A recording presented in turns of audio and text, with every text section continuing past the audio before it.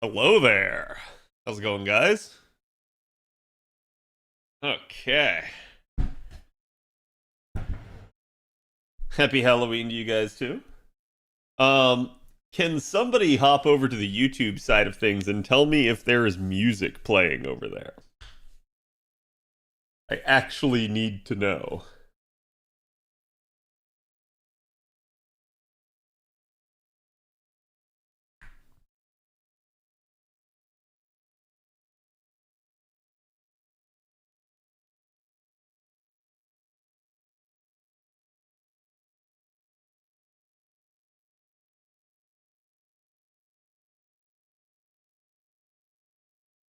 I don't think there's music. Okay, good.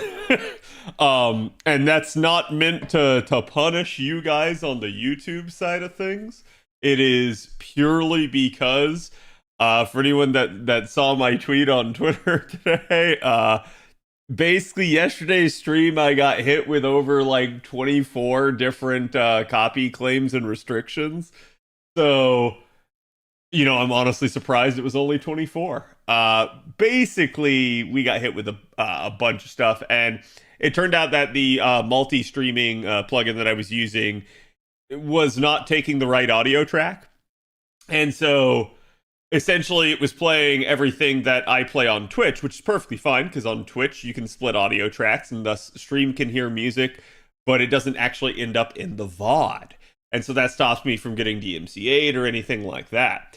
On the YouTube side of things, though, there is no basically like stream splitting, no source splitting. So essentially, all I wanted it to do was pick up the actual like version that normally goes to the VOD on Twitch. But I guess it took the actual Twitch version, and that resulted in a lot of copyright infringing music getting played on the channel.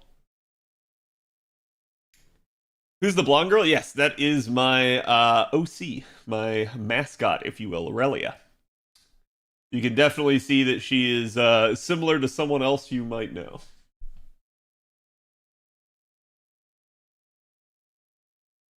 Okay, and let me real quick get my tweet out here for my go live.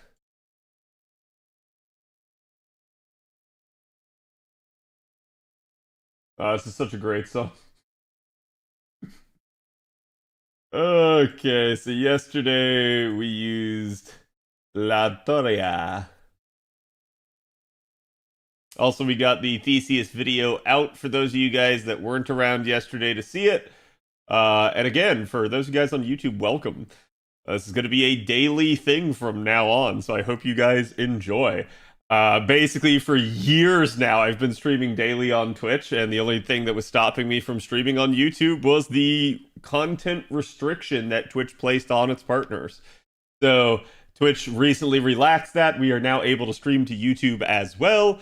And that is going to come with some issues. There should be a bot now available for you guys, though. Nightbot should be in the stream. I have no idea if it'll be there yet. I think they've said that it takes about 5 minutes, which I have been live for about that long, so it should be there. But you could try typing in like !Discord or Twitter or something like that, and it should work. But I have not tested it myself. I just did the preliminary setup on it.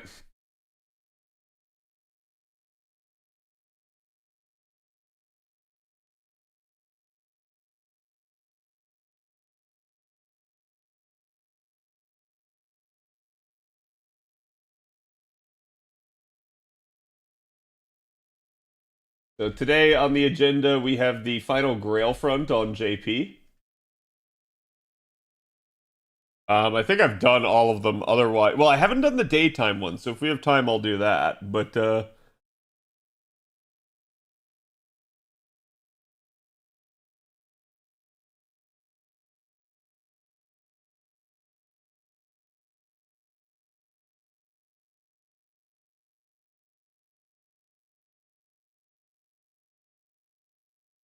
and for those of you guys that have never been a part of one of my media share nights, this one's gonna hopefully be Halloween themed. I request that you guys give me some Halloween specific videos to watch. If you want to do that, if you want to participate in that, get on the Discord. We have the content suggestion box under my section on the Discord, and that will be where to submit them.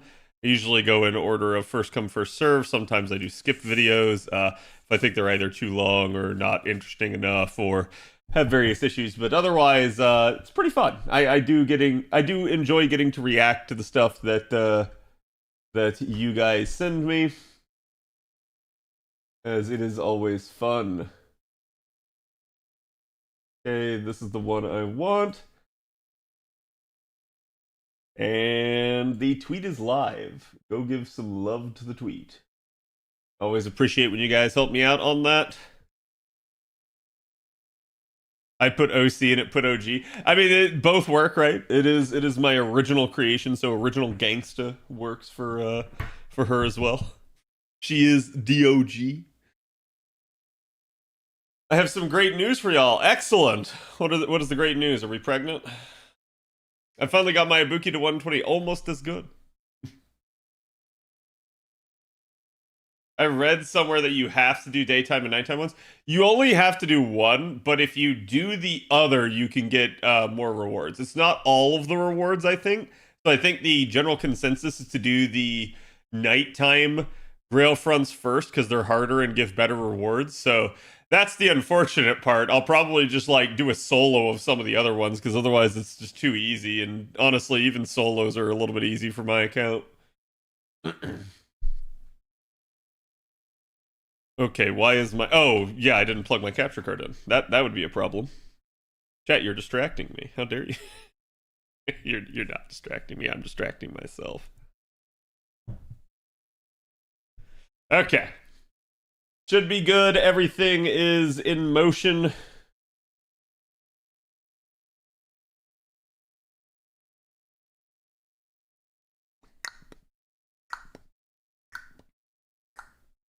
Alrighty. Let's get this party started, chat. Shall we?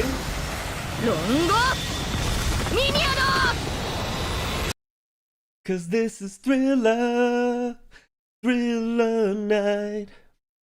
It's okay, Twitch. I like watching ads. Ah, yes, the downside to watching on Twitch, ads. The downside to watching on YouTube, ads.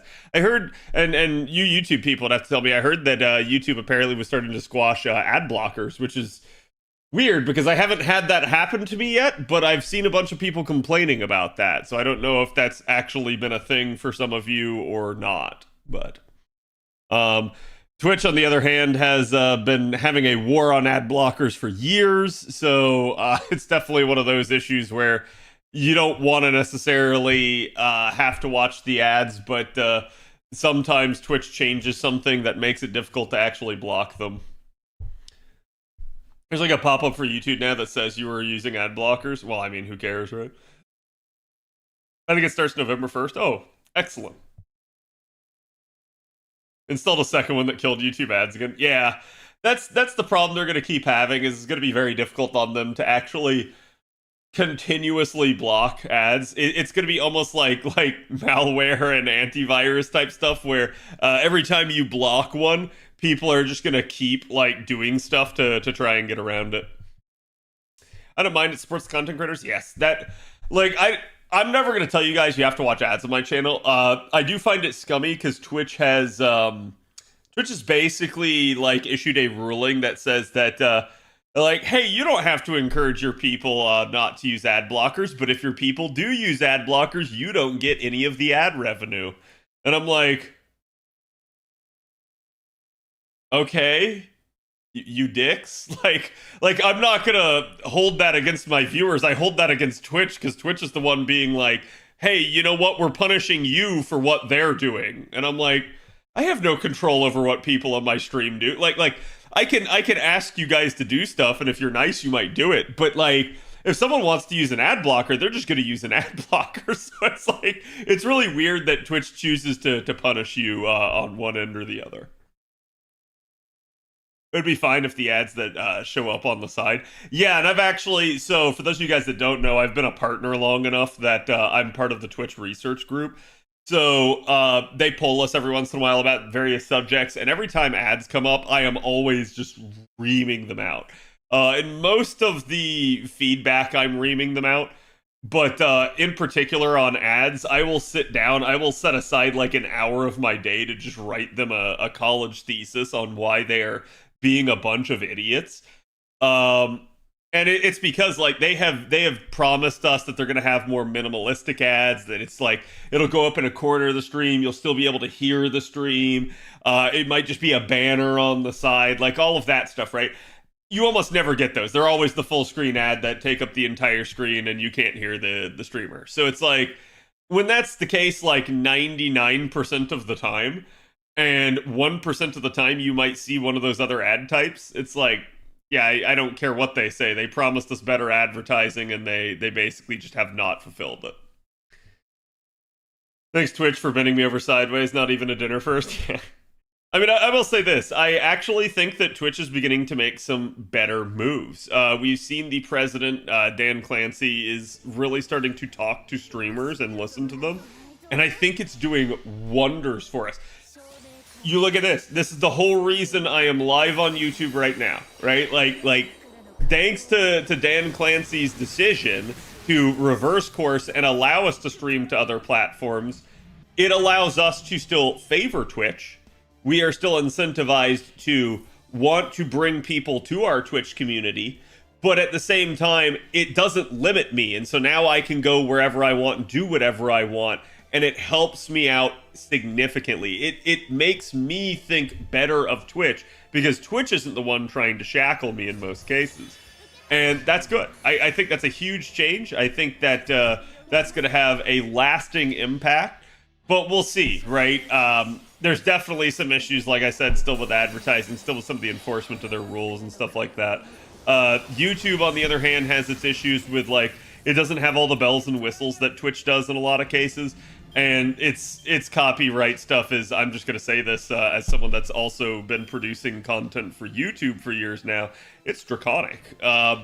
It's basically to the point of, most people would even tell you that fair use shouldn't be hitting certain things, and YouTube will still go after it just to keep themselves safe and like free from litigation, rather than like doing anything that might benefit the content creator or go to bat for them. So it's a huge issue at this point, and I think they just really need to look into that. But I do think YouTube itself has been making a lot of strides, and that's partially due to some of the Twitch content creators like oh God, what's his face? Mogul Money.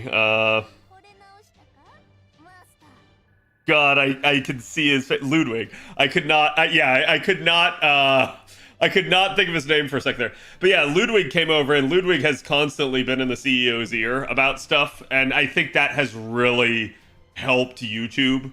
Like I know now YouTube has rating and stuff, which I'll say this, until YouTube actually gets a proper directory, I don't see that that's going to work, because I'd have to like follow the channel and already know that they're live, and I don't think there's an easy way to see that, because like when I look at my Twitch dashboard, I get a lot of information, and if I go over to like the Twitch page, I can see all the people that I'm following, and then even some recommendations for channels and stuff like that.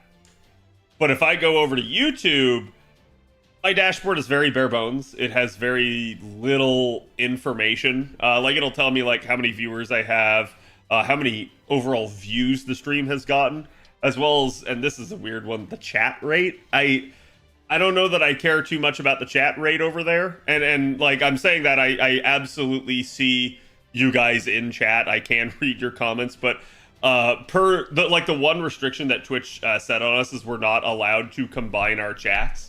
So, I'm okay with that, right? Like, but that's why you guys just see the normal, like, Twitch chat on stream. Oh, hold on. I totally forgot to get you guys today's artwork. I'm sure chat will want it. I'm just gonna go ahead and tell you guys, it is selectively cropped, which is the best type of cropping. Chat will certainly like it. It is Halloween Canis. And let me see if I can actually do it over here.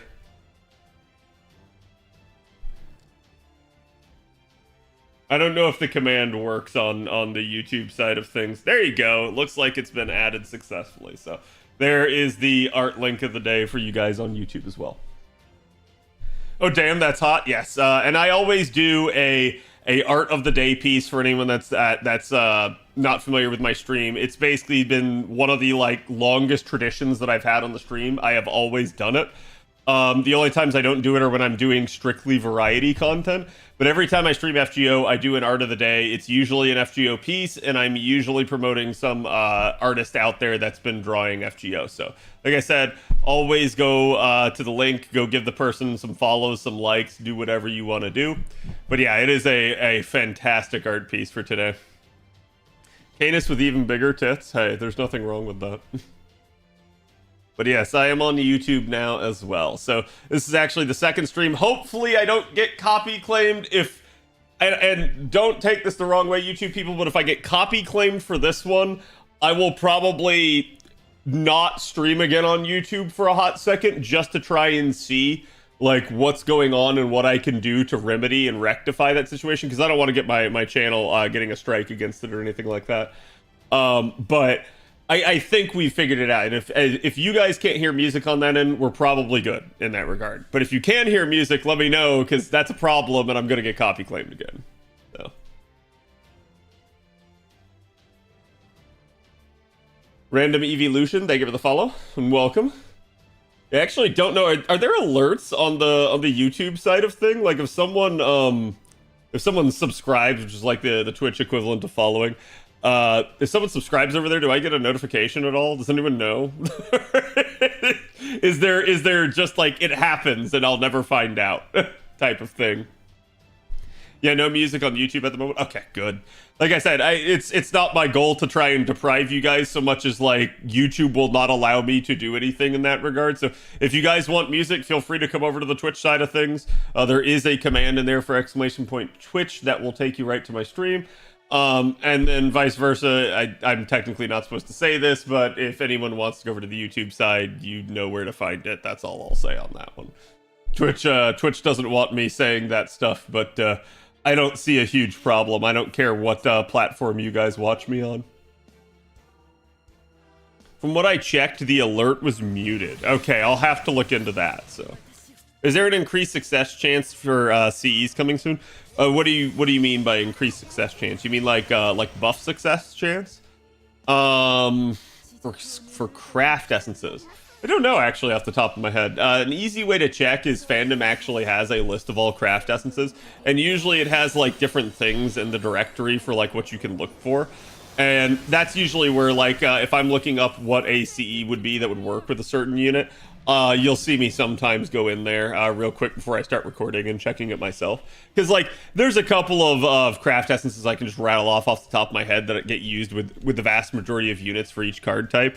But there are some specific fringe cases like, you know, again, buff success chance where you might need to actually just go look up each one. But that's one like I will admit I do not know off the top of my head.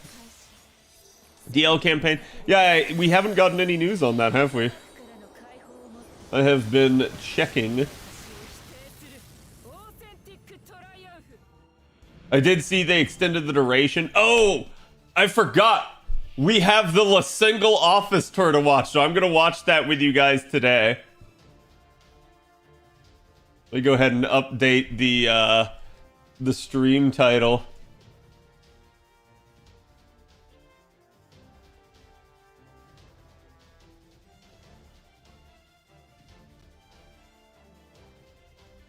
DT Bubble Butt, thank you for the follow.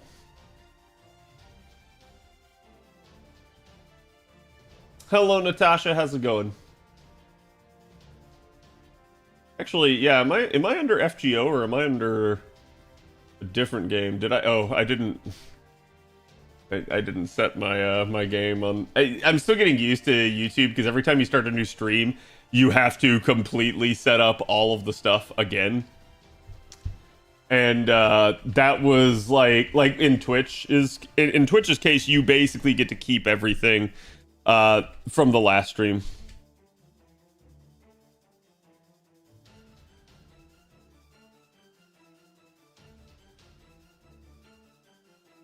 Okay, there we go. That should have updated it. Now it should actually appear under Fate Granddaughter. Because I know there are like some game directories on YouTube, but not like I don't know. I always have a difficult time figuring out how to traverse YouTube.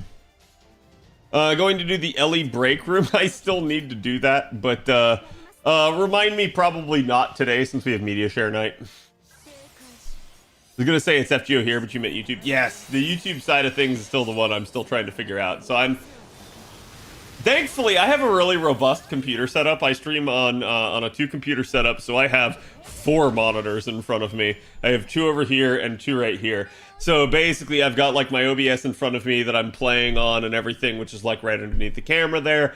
And then I end up having Twitch chat over here. I've got YouTube chat over here, as well as another thing of Twitch chat in case I need to. And then because technically OBS is actually going to the other computer, I have another OBS over here. So it's very convoluted, but it works. That's all I'll say. Now it's just FGO for YouTube. Good. Cop, thank you for the tier 1. How's it going? Cat has spaceship screens. I do. I have really large screens, actually. Because the ones that I have over here on my streaming rig are actually my old, I think they're 21-inch monitors.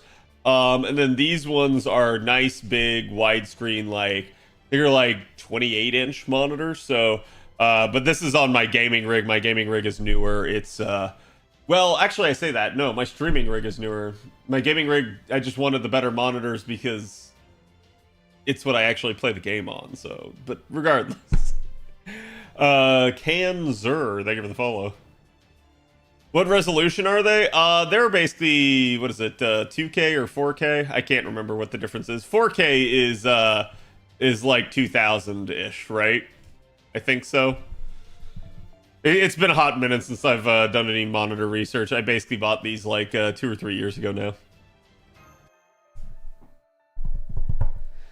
This event will have 0 buffs, even though most of the event bonus servants can use them. This event will probably have 0 buffs. Oh, you're talking about on JP? Yeah, I think basically if you don't see buffs coming out right out of the gate, I wouldn't expect like anything. They may end up like having a campaign or something later, but that would be a different story, right? Last Girlfriend is very hard and takes forever. That's what people have told me. I don't know. Something tells me it's not that bad. I've had people try to tell me Grail fronts are hard before. The hardest Grail front I've ever fought wasn't even in this current event. So the hardest one that I ever fought was basically in the Moonsault one. And I don't remember if it was I think it was the next to last one, not the last one. The last one just was sort of a gauntlet with a lot of servants, but it wasn't too awful, so. BB Grail Front final map? Yeah, but I don't think it was the final one, because the final one was the heart-shaped one, right? And that one actually wasn't too bad, because it just choke pointed it and laughed at everything. The hardest one that I had was the one that had, was it King Protea? I think it was the King Protea one, because like basically if you didn't have someone like Barghest that was really good at like buff stripping, you were gonna lose that one. Like, it was kind of nasty in that regard. You could certainly have taken someone to try and nuke her, but you had to like you got bull rushed by the enemies right away, and it was very difficult to protect your master, which maybe that'll be the case in this one, so we'll have to see. KP had so much health also. Well, if you remember too, right, she also had, I think it was like a stacking crit buff where like every time she touched, oh, she actually low rolled. The whole reason I'm not killing here is 1, because I only have an NP2 Zenobia, and 2, because basically I'm just trying to force myself to use my Mystic Code to level it up. Otherwise, I'm easily capable of killing if I just press more buttons. King Protea, yeah. And so that, like I said, she kept stacking the crit buffs, and she was eventually just going to annihilate you due to the amount of health that she had, and basically that you know, perpetual mechanic of getting stronger. But Barghest sort of countered that because Barghest would just keep removing the crit buffs and putting a defense down on her every time she did. So it was really nice because you basically just got to punish the enemy for having so many buffs. Whereas, like, in other circumstances, if you were to try and go up against that, she would just eventually crit you in the face and kill you. So, not a whole lot you can do there. Ugh. Melson made quick work of her, but I have an NP5 on JP. Yeah, I mean, like, again, doing things on JP, my account over there is not nearly as robust. I've, for the majority of years, played JP free-to-play, with the only exception being GSSRs. And only in the past, like, year, really, have I started to actually spend some money on JP. And even that, it's been very, like, frugal, where it's like, yeah, okay, I'll buy a pack for, like, this one particular banner. And I think, like, I basically make it through the majority of the year with only, like, you know, 2 or 3 packs type situation. But it is what it is. Like, if, to me, they kind of keep going as they are, I'm not sure that I'm going to spend too much more money on JP. Because I almost don't want to support the current status of where they're at, because it doesn't feel like the money is getting injected back into the game and into Lasengle. Or at least if it is, it's not getting injected back in the way it needs to be. We'll watch the office tour here and see, but it's definitely going to be an interesting thing. Frugal until your king calls. Yeah, but I mean, that's a different story in the sense that, like, I'm okay spending some money on her. But do I want to spend money on, like, that other, you know, servant that looks hot? Maybe not, right? Like, so it really just depends. Oh, I see Twitch finally got rid of their, God, what was the name of that stupid system? Twitch had a sort of, like, co-streaming feature that they were trying to promote and push really hard that nobody used because it was terrible because everyone just had, Discord to use, and now they've, like, gotten rid of it and rebranded it as Stream Together, which I'm not sure actually works. Multi-stream? No, not multi-stream. No, not squad. Squad's still a thing. This Stream Together is replacing, God, what was it? Oh, Guest Star. Guest Star was the name of it. And it was terrible because Guest Star was meant to, like, just pull randoms onto your stream. So, like, chat, let's say I wanted to pull one of you on stream, I could do guest star and have one of you, like, come in via that and use your mic and be a part of the stream. The reason no streamer would ever use that is purely because you didn't have as much control over it as you do on the Discord side. So on Discord, if I were to invite one of you in and one of you starts, like, just, you know, throwing out, like, crazy obscenities and, like, racial slurs and stuff like that, like, I can just immediately get rid of you. On Guest Star, I have to, like, jump through a bunch of hoops in order to enable it and jump through a bunch of hoops in order to disable it. And it's like, yeah, there's just no way any streamer was ever going to take that chance. Like, I don't know why they thought that was a good idea. I don't know why they basically thought that people would use it type of situation. And I think at the end of the day, the other problem is that we all knew that Twitch would hold whatever the other person said against us. That's always been an issue with Twitch, is you feel like you're penalized for something you didn't do. Like, I remember hearing that someone got DMCA hit and basically received a, like, 3-day ban over it, because they were doing a live stream and somewhere in the background a car with their windows down was blaring a, like, 50 Cent song. And it's like, how do you impact that? Like what are you supposed to do? End your stream?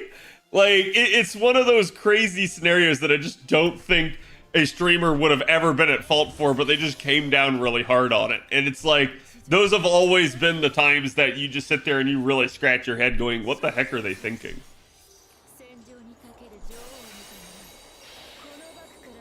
Risk my Twitch channel using a crappy system? Yeah, fuck that.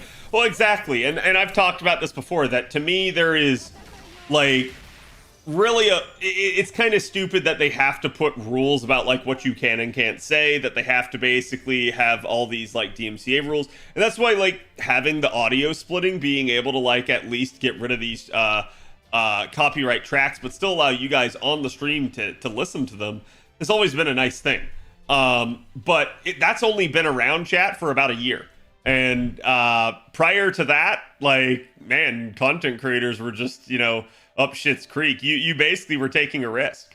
If you wanted to run something like Nightbot and have a song request list or something on your channel, good luck. Like, you either get hit or you don't, and you better hope they don't find your channel, because if they do find your channel, you're getting hit.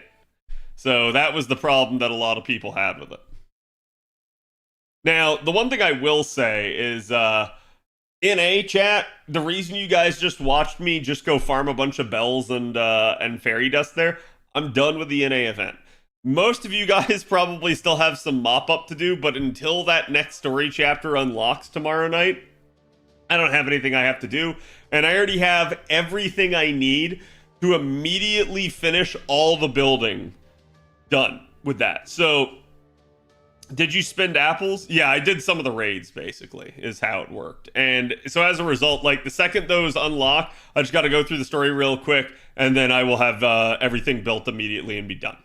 So, I don't really have anything to do right now in NA. JP, on the other hand, we still have this Grail front. I actually, because of the weird nature, they keep being like, hey, you know what? A new Grail front unlocks every morning, and then you have to beat the Grail front. And then beating the Grail front is how you get the new node.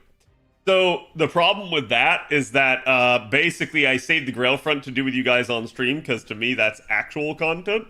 And then as a result, I don't get to do the new node, so I'm perpetually behind, and I have to keep making blue apples because of it. I will eventually pay that back, but we'll see. Let me really quick, you know what, because chat's saying this is going to take a hot second, so let's go run one of the ordeal call nodes. And for you guys on the YouTube side of things, this is probably going to be one of the first times you've really heard me talk about this, but the storm pods have been a... Whoops, that's the wrong button. That was LB7. The storm pods have been a debate that has been impacting... Oh, yeah, it broke my capture card again in true Lost Belt 7 fashion. I don't know why, but it does that to my capture card. Just give it a second. There we go. So this is ordeal call. Yeah, the storm pods have been a point of contention because people are not doing them during events, and it's becoming a little bit of a problem because I think the devs are beginning to realize that people aren't doing it. And so already as of this current event, they appear to be lightening up some of that stuff, but we'll see where it goes into the future and kind of how much they're going to do. Giving the CAD 101 chat to new peeps? Yes. As someone new to FGO, is there a must-get servant in upcoming events? Are you on NA or JP, Kim? Interesting allowed now? Yes. Yeah, I am allowed to be on both now, Wingy. NA. So on NA, a must-get servant coming up. So you already see the banners as they currently are on NA. Basically, Himiko is a good, solid, like, challenge unit. She can be a piece of the Invincible comp, but she's definitely not a must-get. No one else really on the banners for her is a must-get. You've got a Buki Saber that's going to be coming up with a download campaign here soon. She's also really nice, but she's also not a must-get. To me, what I consider to be must-gets in the grand scheme of FGO are your sort of meta support units. These are units that are usually support units that have a go-to card type that they favor, or they potentially end up like charging the party or a target by 50% or more. Those are the ones you really want to go after because they help enable a lot of strats that you're doing. So like right here on screen, you can see I'm actually going to be 3-turn looping with Salter. That means she's going to handle all 3 waves. And in order to be able to do this, I end up having basically my my Koyanskaya is here. Koyanskaya is a 50% charging Buster support, and she's actually really nice because she also reduces cooldown, so it allows me to be able to get back and use Salter skills multiple times. So it's a really, really nice thing to have some of these supports because they're what actually open up the game for you and enable a lot of the extra strategies that can make you very efficient and very quick and easy and able to farm things and or get through challenging content. So that's usually what I tell people to focus on. I believe the next new one that's going to be, well, sorry, not new one, but like the next returning one that's going to be coming is actually at Christmas. Basically, early December, you should be getting another crack at Scotty. Scotty is the sort of meta quick support that exists right now.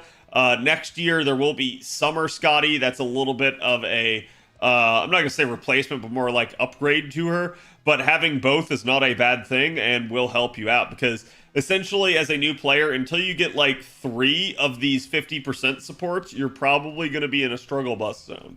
And the reason you want 3 is because 3 means that no matter what the game requires you take for your support, you would still have 3 50% chargers, enabling a lot of units in the game to be able to 3 turn. You would kind of be able to brute force a lot of those scenarios. So it's really, really nice to get them no matter which ones of those units they are. So Castoria is usually my number 1 go-to recommendation. Oberon, if you can manage to see him, but he probably will not return for basically a year and a half right now.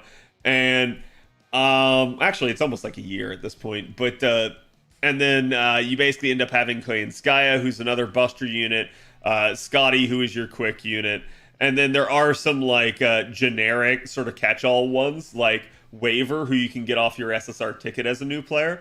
And then Reigns, who is another 50% charger. And then there's still other supports out there that are good like Tamamo and stuff like that. But to me, you go with the go-to 50% ones for each one of the card types, and that'll really help set you free.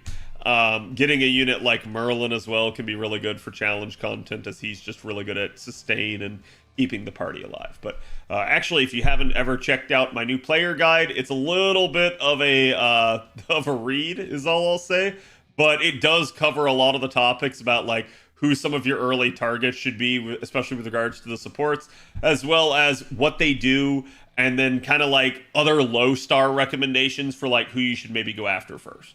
I think in doing that, in reading some of that stuff, that'll give you quite a bit of a leg up on your average new player, and you'll have a lot more knowledge and sort of strategy at play. If that helps answer your... A little bit of a read, he says. A little bit. You don't have to read it all. That's the fun part. You can read it as needed. I got Ashia, Doman, and Waver that I use. Yeah, Doman is fantastic for a lot of crit comps, and he himself has 80% charge, so he can at least sort of get charged up and kind of go. And then you do end up having a unit like Waver, like I said, who's just, he works in every card system. He's, a lot of people think that like Waver's bad nowadays, and they're just completely wrong. Do not listen to them. Waver's still amazing. The way we choose to look at him at this point is he's sort of like baby's first support, where he gives you 50% charge, and of that, like, he can do 50% to one person and then 20% to each of the other 2 people in the wave, including himself, which is nice. But he doesn't actually, like, ascribe to one card type. So there are other supports that are better than him at this point, but he is very good and very versatile, and he can work in basically any comp. Waver's the baseline, yeah. She has the benefit of different percent charges, yes. But yeah, if you guys ever have questions for me, I love helping new players out, so feel free to ask. You have come to the right place. She has the benefit of different percent charges. For Reigns, yeah. I don't actually think Reigns is more versatile, and the reason I'm going to tell you why is because the way her charge works is a little bit more restrictive with the 20% blocks. So the fact that like Reigns can give someone 50% charge, but then basically can only give other people 10% and 10%, or Reigns can do something like 30%, 30%, 10%, which is kind of just weird, right? Like in that regard, she can shift her charge around in different ways, and that's where I think her strength can lie. But ultimately, at the end of the day, I'm not going to say that she's a like more versatile character than him. There's both Korean Sky and Scotty coming up soon. Oh, yeah. Okay, so you've got Scotty at Christmas in December. Then you end up with Tunguska. Tunguska has Koyanskaya of Dark. And that's basically going to be New Year's is when this is going to happen. But Koyanskaya of Dark is sort of a weird support. I wouldn't really quite call her meta. But then right after that, we get a rerun of Koyanskaya of Light. And basically, Koyanskaya of Light is the meta support. That's this one right here that we were talking about. This is actually Oberon as well. So again, like if you need to know what some of the supports are, I can easily show them to you. Okay, what am I doing? I'm in the middle of an Oberon comp, but I don't want to screw it up. Oberon's really penalizing if I press the wrong button at the wrong time. Hello, Emperor. And then, correct me if I'm wrong, chat, but isn't like next May we get the 25 million downloads campaign, and don't we get Castoria back for that? Or am I thinking of someone else on that banner? Because that's one you definitely want to save for. And Blue Apples, yeah. Is NA also going to be 9 days for Christmas? It's probably more or less 10 days, but yes. Yes, it will be. If you don't have any supports, having waiver makes your account 1,000 times better. Yep. Everybody remembers their first waiver. Originally, we didn't have a free SSR that we got whenever we started out the game. So some people didn't have waiver and had to wait months and even years in some cases to get waiver. And there's many a story out there about like how life-changing that was to actually get their hands on a waiver finally. Because we didn't used to have a whole plethora of options for 50% chargers. It used to kind of just be, well, there's like waiver and no one else.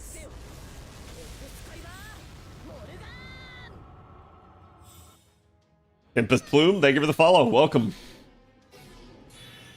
Waiver or Nero Bride? Oh, like which one would I prefer? I mean, for your first support, waiver, but Nero Bride's actually really, really nice, and I do use her all the time. I think my Nero Bride on NA is like Bond 12 or something like that, and my Nero Bride on JP, I've gotten her much more recently, but I think even she's like Bond 8 or something.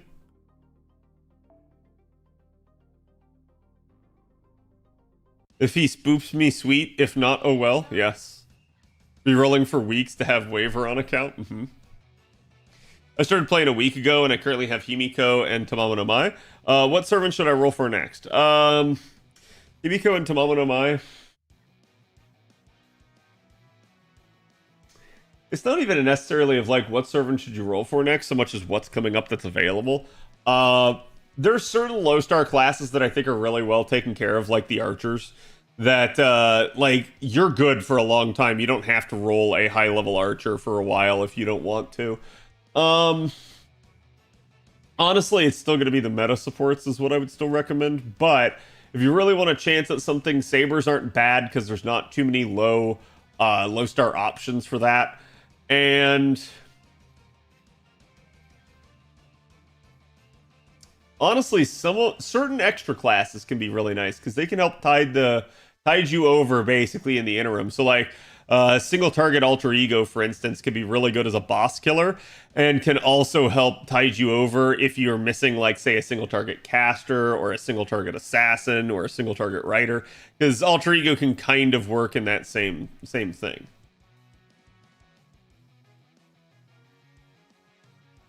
Oh, whoops. I'm sorry if everyone on YouTube just got mad. YouTube like pinged me and was like, hey, this is a good time to insert an ad.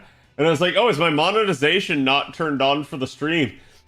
And I pressed the button and it said insert ad. And I was like, oh no. I did not mean to run an ad if that was the case. Yeah, no, it's turned on. Okay, I don't know what it's doing.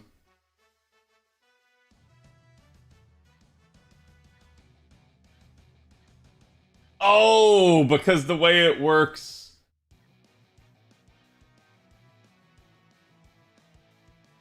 I see. Yeah, I'll just let YouTube determine that because I don't want to have to sit there and get harassed by YouTube. Yeah, so YouTube already has the ad delay thing. I wonder who had that first, YouTube or Twitch?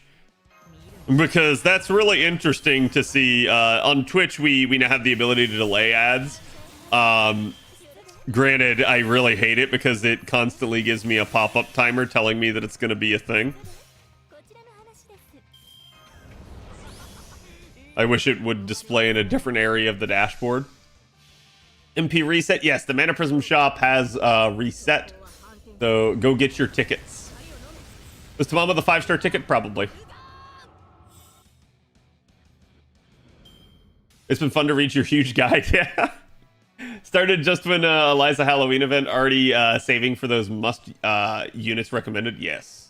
Yeah, like I said, if you guys ever have any questions, feel free to ask, because like there's definitely some good stuff coming up. The banners are the most difficult thing for you to know if you're a new player, but I think the reason that I say that is like it's not that you can't go look at a guide. It's that like for a lot of new players, learning how to save is a lost art. Like they just a lot of new players listen to other members of the community and just YOLO on everything, and they sort of fall into the same bad habits that a lot of other people in the community do. And it's like you really don't want to have that happen,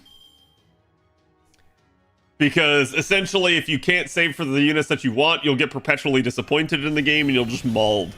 It's not a good thing. Happy Halloween, Cad. Thank you, Heike. Hope you're having a good one. I'm going to be curious, chat. You guys think I have Halloween candy left over? Like when I go outside later, do you think there's going to be anything left? Easy, thank you for the 34. Saving is good, Civ? Yes. No? Yeah, I don't think so either. I do think it'll be interesting to see, because like, you know, during the COVID years, I don't think there were as many people trick-or-treating. And so as a result, like, I definitely had candy left over those years. I don't think I'm going to have candy this year. I think people are, like, really kind of coming out of their shell again. It's Florida. You may find a gator. I mean, that actually is a thing. Gators are usually most active in, like, the twilight hours. It's when they're getting up and going to bed. It's usually when they eat. Almost like human beings. Chat, you may have more in common with a gator than you realize. And for anyone on the YouTube side of things that doesn't know, I'm also a Florida man, so that topic comes up all the time. Side gotcha to roll and scratch the itch is the Giga Brain tech. No. That I don't want to insult you, but that's the small brain tech. Okay, chat? Y'all gotta stop thinking of gotcha as a lifestyle. You're gonna end up broke and like on the street in a cardboard box. Don't end up that way, okay? Like, the easy thing to do, I'm gonna tell you this right now. If you struggle with spending too much on gacha, disconnect whatever payment method you use from your phone. Actually disconnect it. And then you're gonna sit there, and every time you get that temptation, you're gonna have to ask yourself, should I? I'll resist temptation by adding another source. But yeah, you're just encouraging it, right? Co-streaming, let's go. Exactly. I go for every character, but it's kind of hard in FGO. Yeah, here's the thing, because I had a recent talk with one of my VIPs about this. Some people approach FGO wrong, and I think it's because different gacha games work differently. Like, in some games, it's very easy to get all the units, and you instead have a harder time working on the units. In FGO, it's actually not that hard to work on the units if you're playing the game. It's more of, it's just going to take you time. You're also not going to get every unit, not unless you whale. So the way I would tell you guys is just be patient, try to get the things that you need rather than just like, ooh, hey, that unit's attractive, I want that unit. And even still, you will eventually reach a point where your account is good enough that you can just start rolling on wants. But I highly, highly recommend for you guys in the short term to focus on the things that you need. Because again, you're not going to get every single unit in this game. Just keep that in mind that this one is a different one.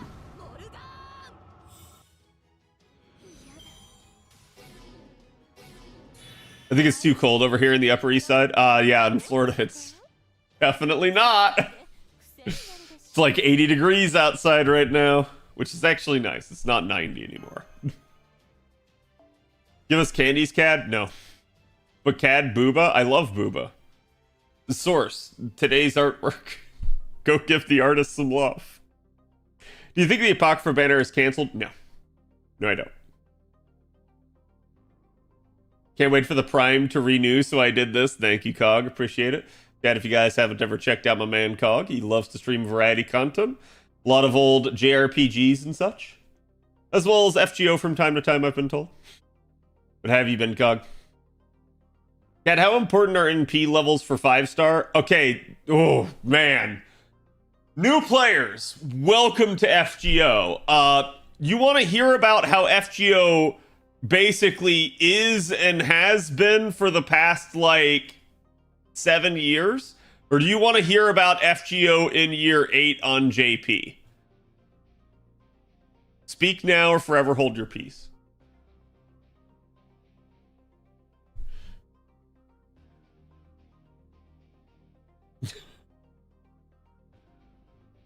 Yes. So the way to think about this is, for FGO for its first 7 years, the game is redonkulously easy. There's really not too much difficulty.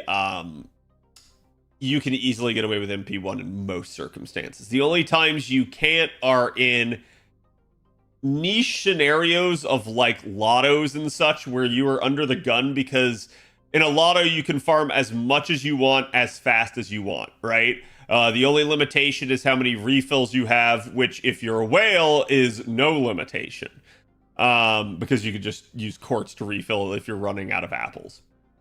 So in that regard, yeah, there are some scenarios in a lotto where you might have needed multiple MP levels to get the job done, and to do it in 3 turns. Other people wouldn't care about 3 turning, but because the lotto, they do care. Outside of that, it's not the end of the world if they don't 3 turn. So that's where it's like, it's really only in lottos that it matters, and it really only matters if you want to get the most, if you want to have the best comp, if you want to have a very quick clear type of thing. Now, that being said, year 7 into year 8, they started adding 90++ nodes.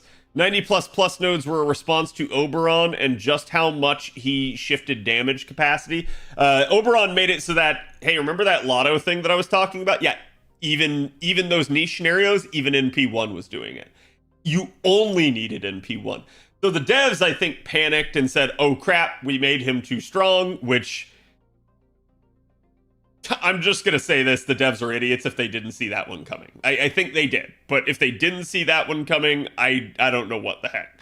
Because it was blatantly obvious that they made him too strong just when you first looked at his kit. I called him, when we first figured out about Oberon, we only knew about 2 of his skills, not even his 3rd, because he was available in LB6's story at one point. And that was before his release. Even from those 2 skills, I was already declaring him broken and a meta-defining and shifting unit that was about to come to FGO, because he was the game's first 70% charge support. And then we found out about his 3rd skill, and that just that made things even worse. So, yeah, Oberon was way too strong. And as a result, they made it so that, you know, again, people only needed basically NP1. I think the devs didn't like that, so they set out to make content that required higher NP levels than 1. That's where you get your 90++ nodes from, and now's the part where it really comes down to your philosophy on the game. You do not really have to do 90++ nodes. You might want to do them the first time for completion, but outside of that, you really don't have to. So, how much do NP levels matter? They really don't. You don't have to have higher NP levels if you don't want to. My JP account for a long time did everything in NP1. It's only been recently where I've started to be like, hey, you know what? I love Lartoria. I'm going to get her to NP5 on my JP account. Outside of those sorts of scenarios, it's basically just been NP1 for me the whole time on JP, and I have not struggled to do any of the content. So, even some of the 90++ content is doable with an NP1 with an Oberon, but usually 90++ content requires you to either be using a damage bonus unit, a damage bonus CE, or kind of some sort of like meta unit from the event. But yeah, you don't really have to farm the 90 plus plus content. It's actually not that much more efficient, if at all, than 90 plus. The only way to really assure that 90 plus plus is more efficient than 90 plus is to run 90 plus plus at 6 slot. For you newer players, that means you have 6 units in a party. This is taking all 6 CEs for the event, basically. So that is to say, every single one of your things is that. And as a result, that is sort of peak efficiency. Most people cannot do a 90 plus plus node, though, at 6 slot. It eludes them because it is a very whaley thing. Even my NA account would probably struggle to do every single 90 plus plus at 6 slot. If that makes any sense. And as a result, like I said, you really don't have to do 90 plus plus. Doing 90 plus plus at 5 slot is the equivalent of doing 90 plus at 6 slot, and 90 plus is way easier to 6 slot. So how much do your MP levels matter? Again, it really depends on you, but I'm going to say they don't have to matter at all if you don't want them to. So that was a very, very long dissertation on do NP levels in this game matter. And if you're coming from something like Genshin or Honkai Star Rail, no. No, absolutely not. All MP levels generally do is add damage. That's it. But it's not like kind of like how the kit would change in Genshin if you get multiple constellation levels. Nothing like that. So you're pretty good in that regard. Don't let Ronald Rensim tell you to have a MP5 space history. Yeah, I mean, you can go for multiple MP levels if you really like a unit, but like you don't have to.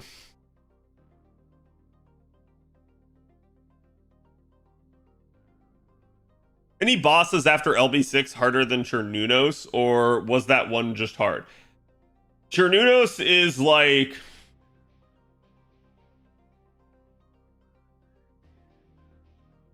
basically the hardest boss in the game. Like, some people might consider something else harder, but no, he's basically the hardest. There are still people on JP that are stuck and cannot get through him. And that's 2 years later, just FYI.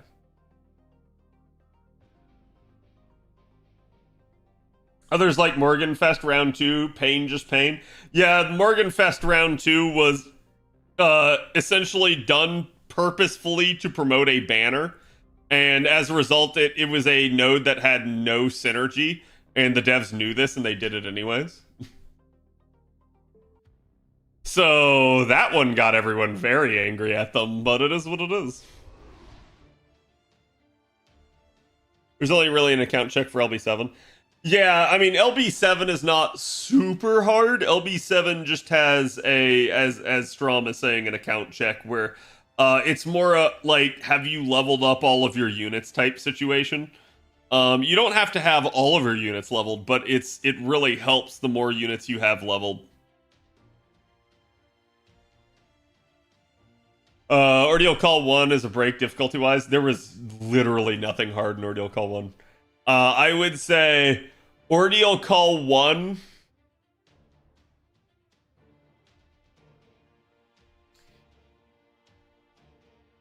Ordeal Call 1 was about as difficult as LB2. In my opinion. Alright, chat. As you can see, I'm on the protruding nipple here. This is the last Grail front. I just want to warn everyone about potential spoilers here. This is JP. I have no idea what the fuck I'm going into. People have told me this one is long and hard, so I don't know if they're describing something else that they look at frequently, or if instead this is the Grail front that they're telling me about. Either way, we'll see. We'll find out.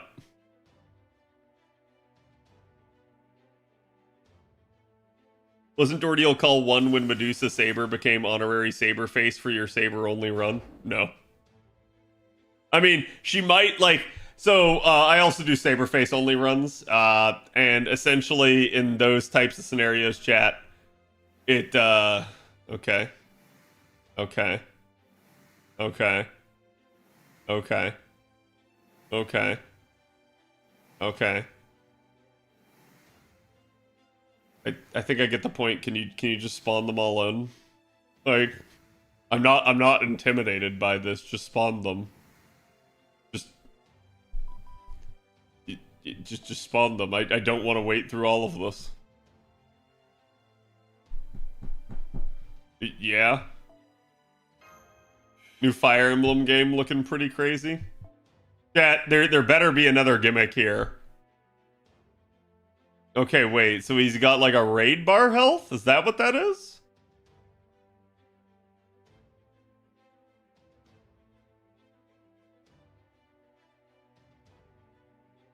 It has a break bar? You'll see. Nani?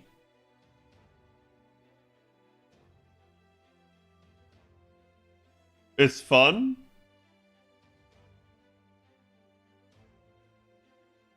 Like a raid boss, yes. I mean, I guess what I'm asking is, do I have to do enough damage to it to reduce it? Is what the deal is? Like, basically, I attack it, and then I have to, like, nuke it for as much as I can? Yo, that's a Bakugan? Yes? Okay. So, rather than it having, like, 2 lives, it instead just has big life. Also, I love the blurred out name right here. Almost as if it's NSFW. The Japanese and their pixels. Okay.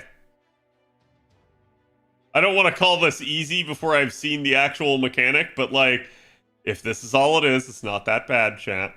But I'm gonna go ahead and assume it's not all there is. No, I did hear some people be running that that one unit, chat.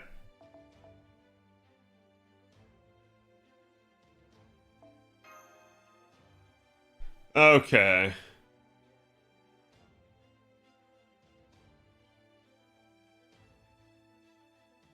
So what do I have here? I also have a caster.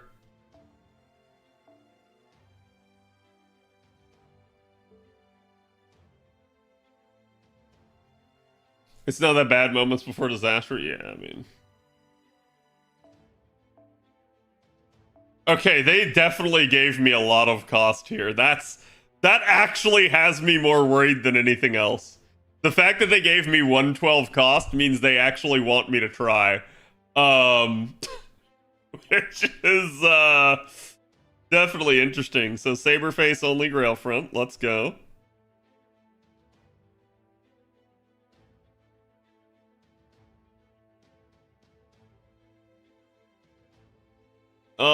Do I get Ptolemy for this?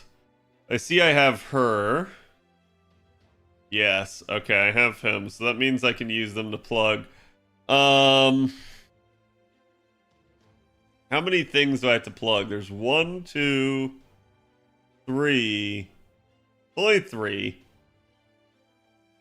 Probably have the master plug one. There are fun mechanics on this map, multiple. Oh, we're gonna find out.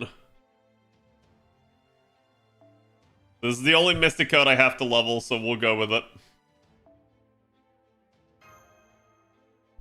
Anonymous Gifter, thank you for the gift sub to Arash. In chat, can we have some love for the Anonymous Gifter? Looks like Yu-Gi-Oh card that boss. Yes. I also like how it's taking forever. No chests on the board. Oh yeah, you're right. There are no chests, are there?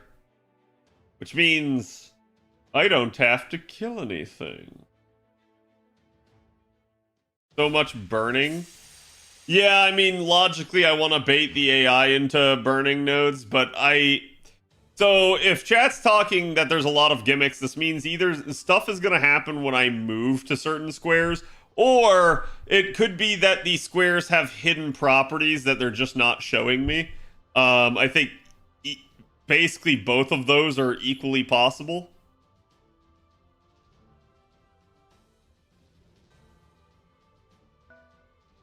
Let's find out.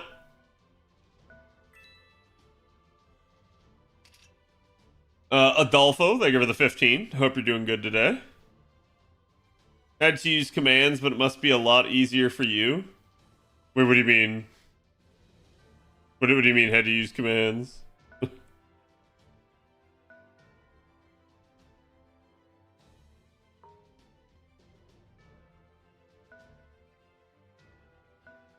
Okay, we're gonna move her there.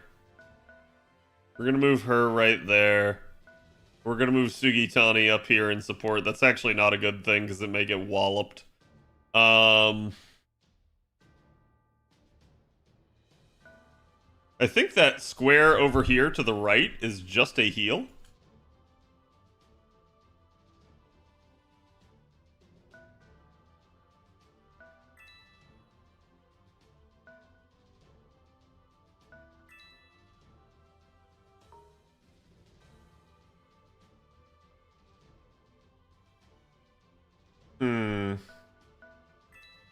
I'll go ahead and move up. I assume that gives her the ability to burn.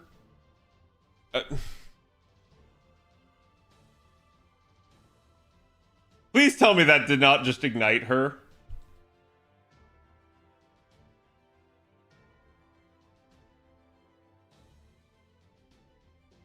You know what? I actually got it with the best unit then, because she has a cleanse on her third skill. That's so fucking dumb, though. I'm sorry.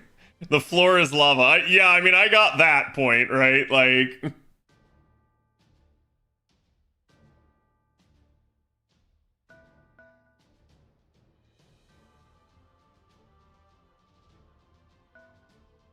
Okay, we're gonna move that up.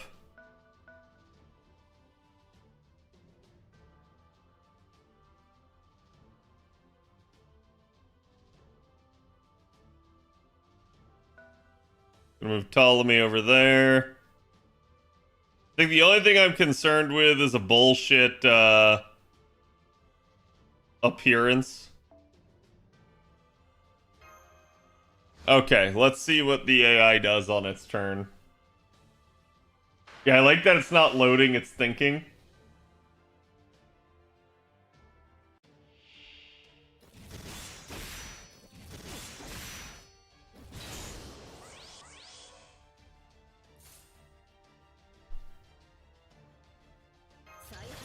Okay.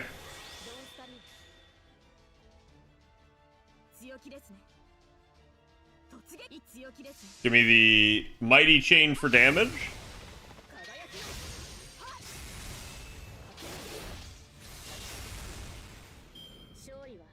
Okay, so I don't take damage after the fact. This is not too bad, chat.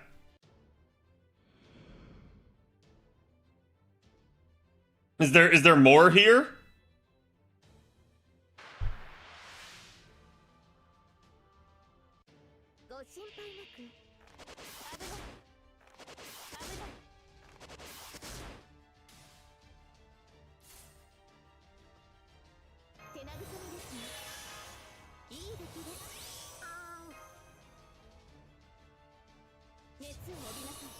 Okay, let's do this.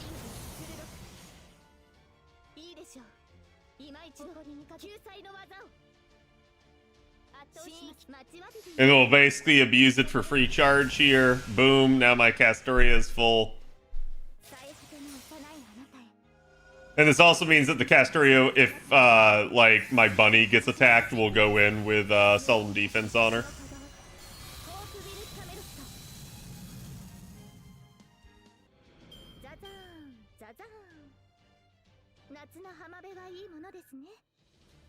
But I mean, yeah, at least you don't have to get chest. That's actually not bad.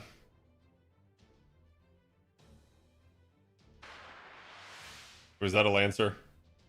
Hope that wasn't a Lancer. Okay, it's just an assassin. Oh no, he hit me! Screw you. Now I hit you back. Yeah, she'll probably kill anyway, so I actually want charge here. Basically, I'm thinking about which order to use the Mighty Chain in, and I'm going after, you know, again, damage, charge, stars, you name it. If they put chests in the map, it would be so damn annoying. It doesn't seem too bad so far.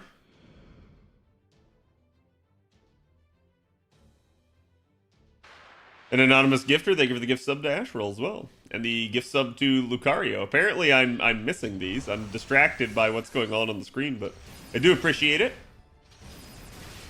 And chat, if you were lucky enough to get a gift sub from the anonymous gifter, I don't know, maybe spam some emotes since you can't directly thank them. You could just say thank you, Anon.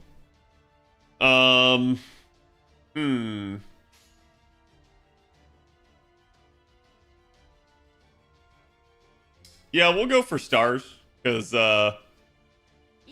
actually doesn't matter. Like, I'm already at 200% charge, and I know I can just card it out. Why bother blowing my buffs and using the NP if I don't have to?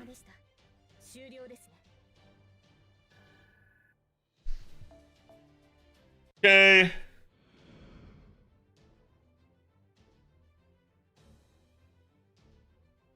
Okay, so it's doing a thing. It's Angie. It wants to murmur. Oh, that's... Man, I should have paid closer attention. Forgot everything can move 2 spaces. This is a problem. Okay, now it's my turn. Let's see counter class.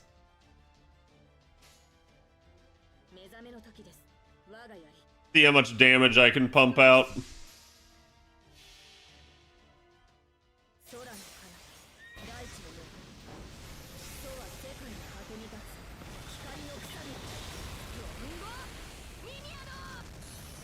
Okay. Lucky crit. Could have used both. No kill, no kill. I should be fine though. I can kind of sit back in such a formation and basically just eat a lot of them alive.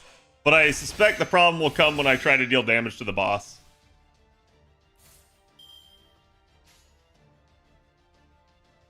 I mean, I don't actually need to kill this thing, so give me more charge.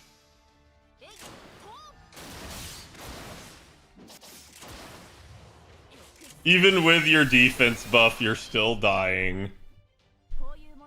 30k of the NP? Oh yeah, no, that one, I knew that was going to be rough, because, you know, Lartoria unbuffed, basically, outside of her own self-buffs. Not going to be the best of scenarios. Okay, why do you always scream every time we get attacked, Sugitani? That's the only thing I want to know.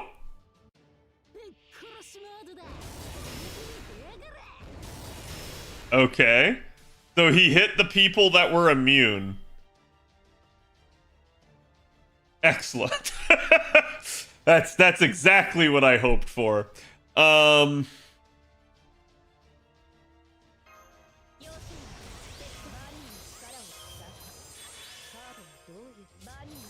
Sorry, Sugitani, get your cards out of here.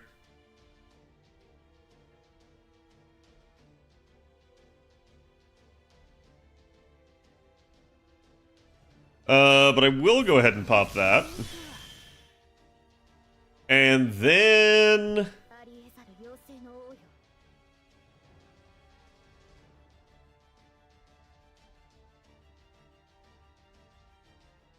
might kill.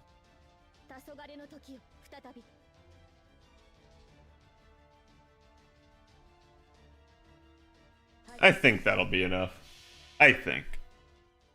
What do you think of the no rerun policy on JP? I mean, I don't think it's a no reruns, right? It's just they don't want to do reruns if they don't. No refunds, chat. They don't want to do reruns if they don't like have to type of situation. So I think they're gonna prioritize doing other things other than reruns. But I don't think you're gonna like never see another rerun again. It's just they're gonna be rare, and that's gonna kind of be a problem. It'll actually be a year. Yeah, I know. Probably no refunds too. Okay.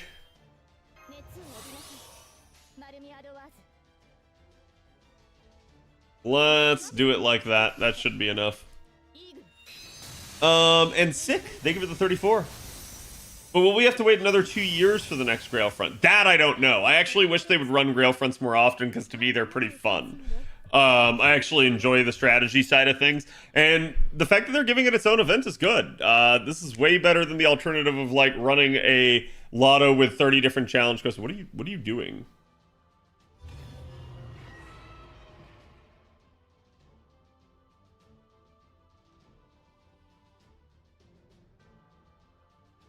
What?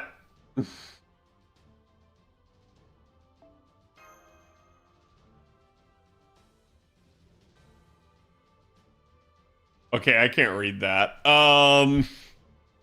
Chad, I mean, I assume he is going to slam that side of the map and kill everyone on it. Correct? The floor is about to be lava.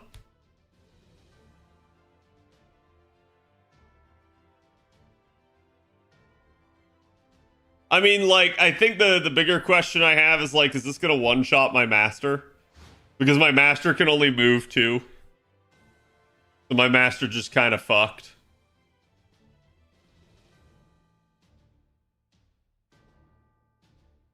You have 2 turns to get out. Okay.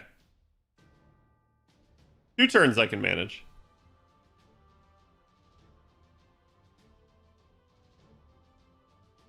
Also, does that impact those units?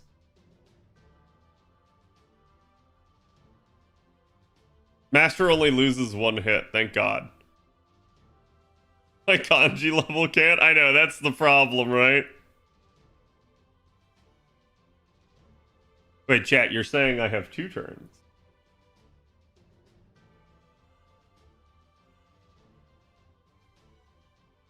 Nice try. That's immediately getting skipped. It's not even Halloween over yet, chat. It's not even Halloween over. Okay, so the bigger problem is going to be the spawns that can occur from this.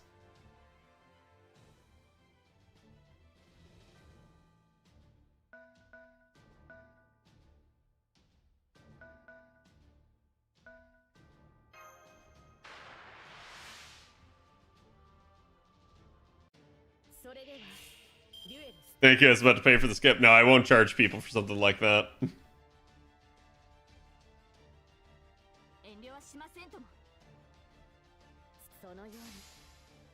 Okay, let's kill this thing. Thank you, bunny crits. What the fuck is Santa Nero? You mean where the fuck is Santa Nero? I still have Guy Fawkes Night to get through. Get that Christmas crap out of here for the next couple weeks, yes. Don't let the red drones defeat your servants. They'll fully destroy that servant for the whole run. Wait, like, if I redo this, I cannot use them type of situation? Or what?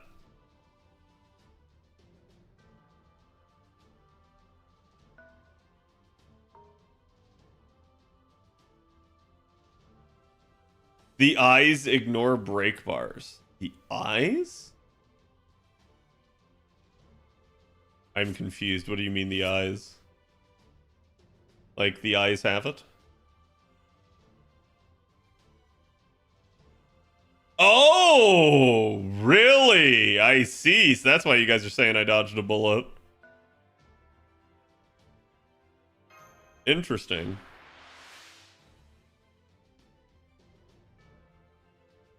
Don't tell me what it is, Lucaria.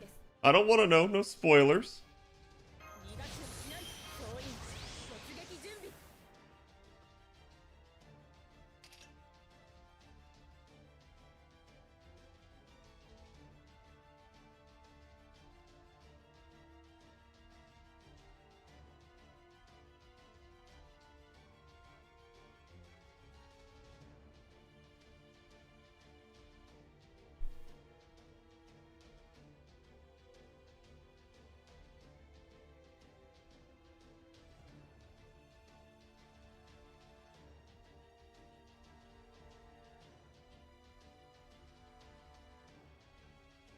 If I got a lucky crit.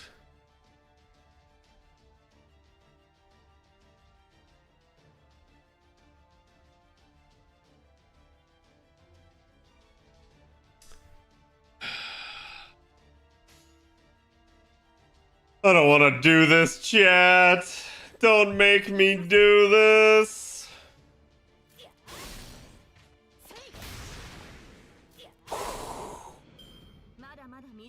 Now that was lucky. It just barely had enough.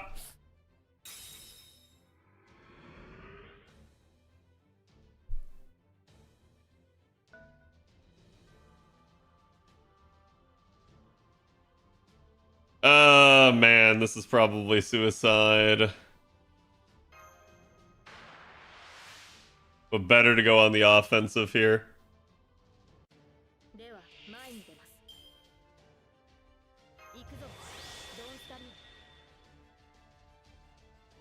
I could, but I don't really have any stars, so I better go ahead and do that.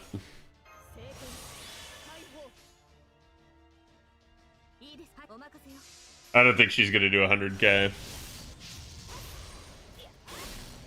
Yeah, she'll be just shy. Fuck. Well, that was a good invuln. What the hell was that? I don't want to know what that was. Whatever the hell that was, I don't want to know what it was.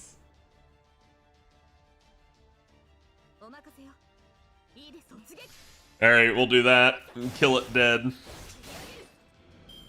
Take the free charge and stars. 1k, yep.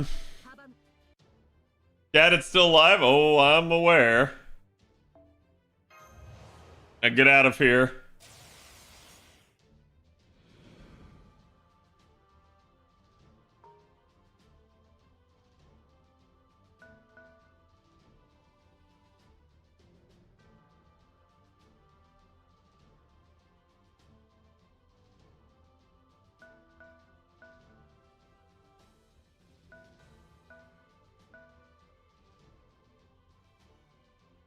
Okay.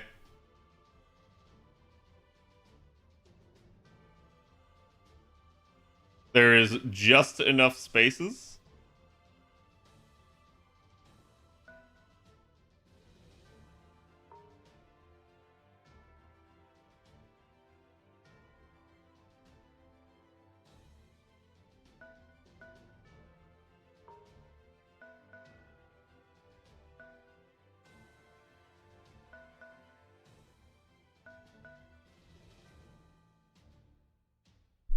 Okay. Wait, is there anyone else I have to move? Because it's asking me to confirm. Oh, Sugitani can move again. No, I'll keep Sugitani right there because she's supporting those two if something spawns here in the next turn and hits me. Which is, I suspect, the real reason they're doing that. They're trying to force you off the spawners because they're little douche canoes.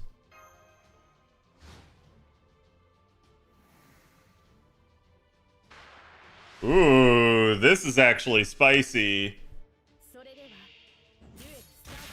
I might reading Steiner this if it kills someone, because that's like I don't wanna see this bull crap where it like spawns a freaking enemy.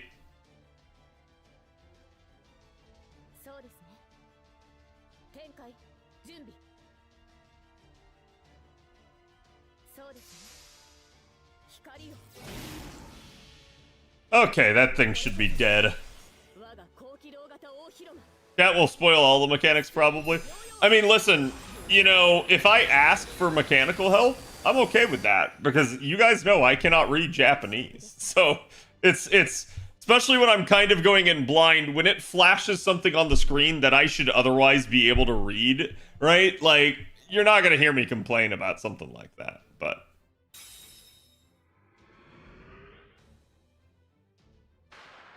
Okay, now it's attacking into me.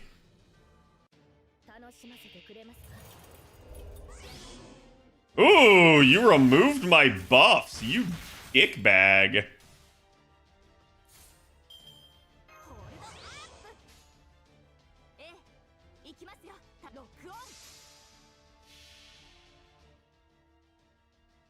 At least nothing as scummy as the surprise Nezha spawn.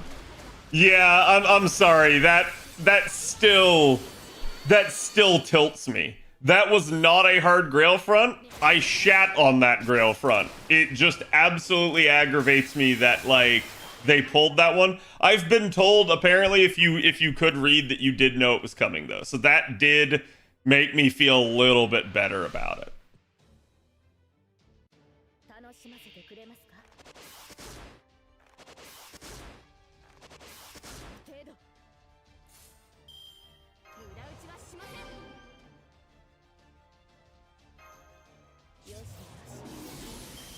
Okay.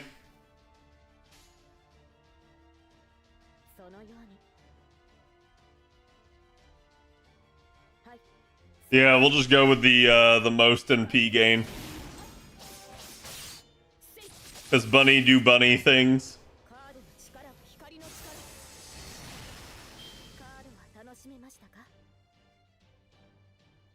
Chad, I think if I put more healing command codes on her and just put a burn on the Buster card, I think I could probably solo this whole thing with Bunny at this point. It depends on what the boss does, but we'll see.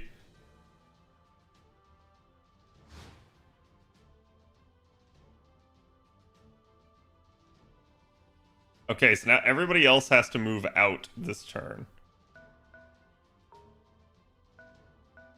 Okay, so right side's good.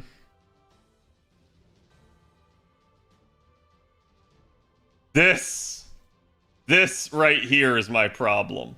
It is literally the fact that this guy removed all buffs and takes very little damage, and then it pulled the dick move of moving out. So, like, this made it so that Bunny could not attack. Well, actually, it didn't matter anyways. Bunny couldn't really attack either way. I think the bigger problem that's going to occur is that I'm going to probably inevitably get a spawn from right there. But that just is what that is.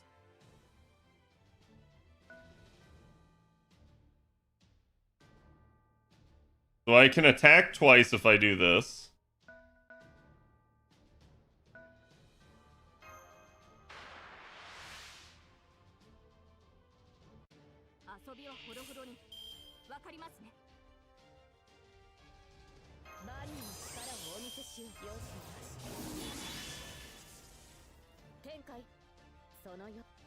It's already burning.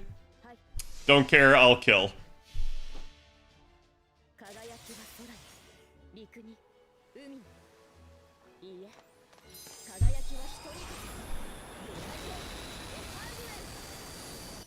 Because the worst thing you could honestly throw at me at this point is another Berserker. But this gets Bunny out of the way. I'll move the two of them next to each other.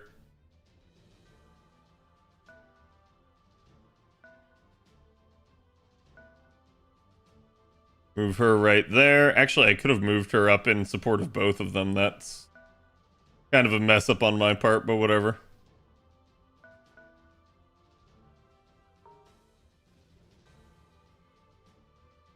And then we should be good.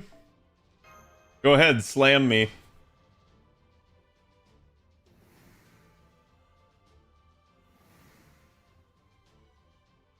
I knew it was going to be a Berserker. I freaking knew it. I swear it only spawns like the one thing that will damage you. The game basically cheats.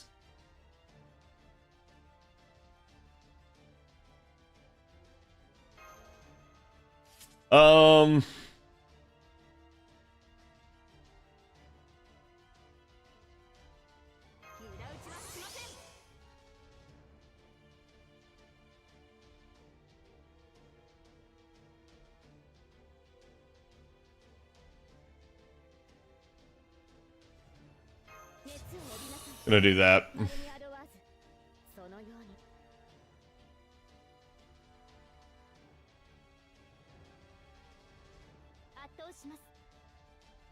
I think my Castoria can kill.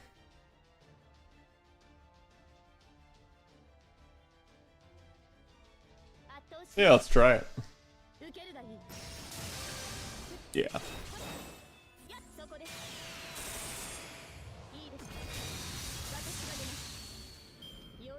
What if it survives? What if what survives? Nothing survives. The only risk I've taken was that risk that I took on the right side earlier with Lartoria. But I'm not even gonna... Okay, that time it actually... Wait, is this another one of the red things?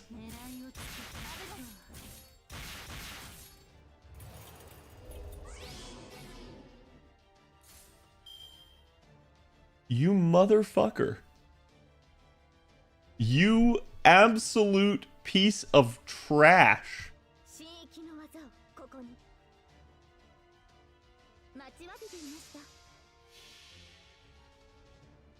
Yeah, I don't like this. I don't like that it basically forces you off of the node. And then spawns like... You know, if it just spawned the normal mobs, I wouldn't care. But the fact that it spawns one of these things is like, wow.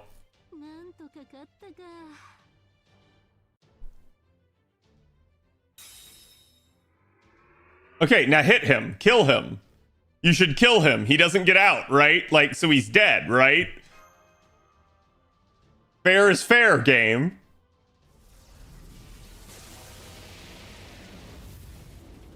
HP down, okay.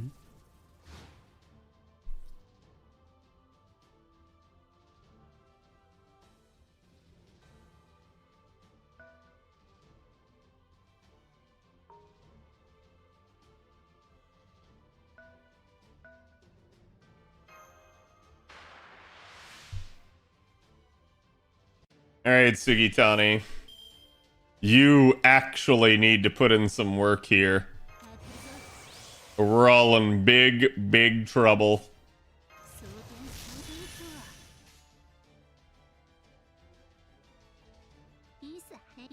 Come on, damage bonus.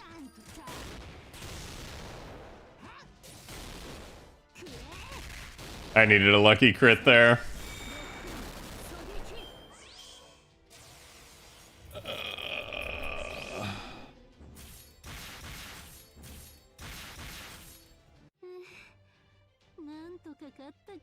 Yeah, the problem is I didn't have enough charge to actually NP with her at that point.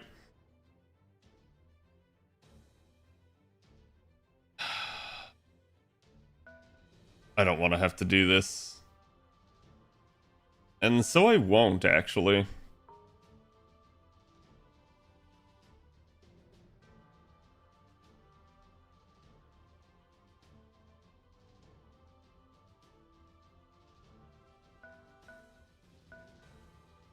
We'll see if the raid boss can attack. I actually have no idea.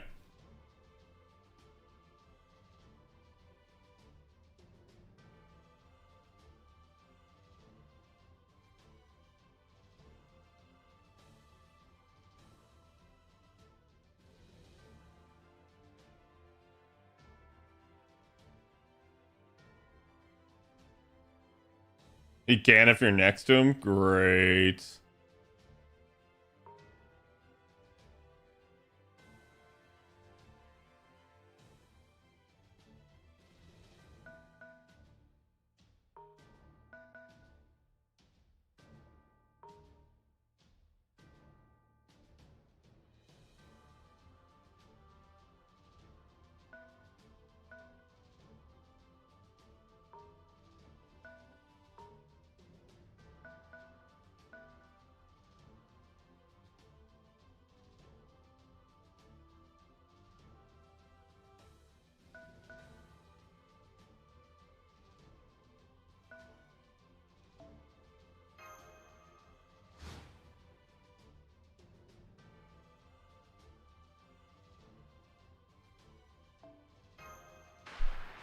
Okay, so he actually goes in on me.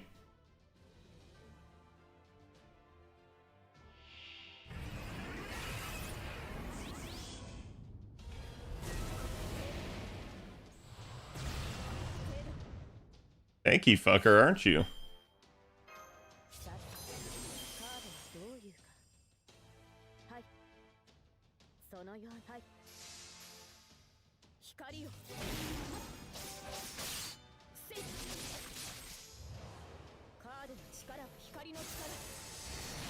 Okay. Well, I definitely ended up in the better end of that one. But that's also because I'm standing on a defense node.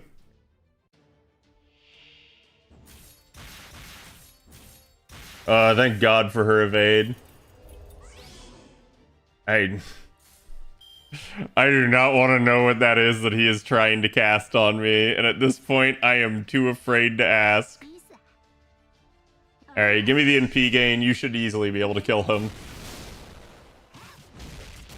There we go. Yes, now you can NP for whatever hellacious creature comes out of that middle point again. His cast is buff removal. Interesting. As long as it's not I cast death. Wait, you get to attack multiple times? Okay. Okay. You keep doing that. Attack down? Intriguing. You know, that would almost suck if I cared to deal with it, but I don't. Alrighty then. So I could keep doing stuff to push damage, but I think I'm just going to keep trying to heal Bunny instead, as that is going to be the better and more optimal solution. Okay. I have no idea what his purple buff is either. You've already chunked him for a quarter of his health. I assume I have to deal all of this health and then another 2 million, chat?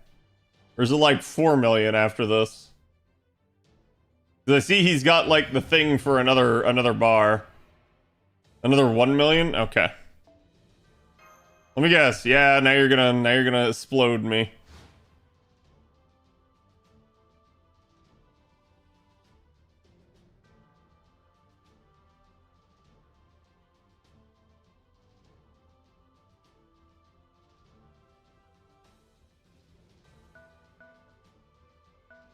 Okay, she'll stop right there.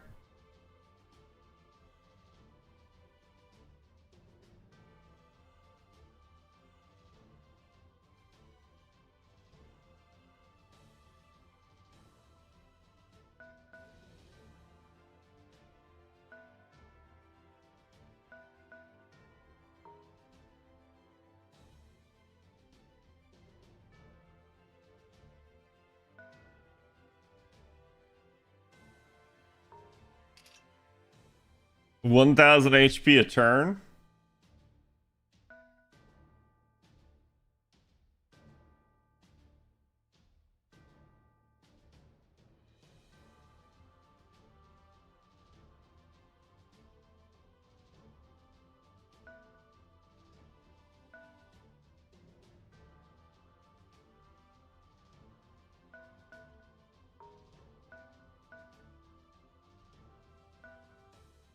Oh, I actually didn't mean to do that, but whatever.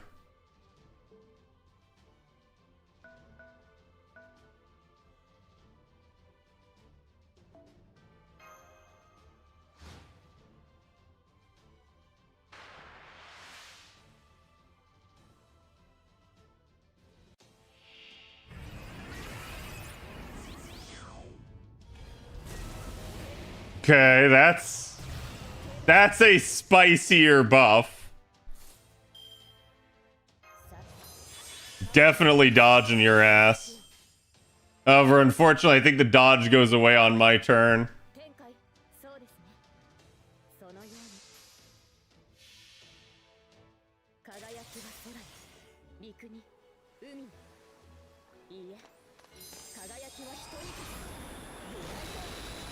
Okay.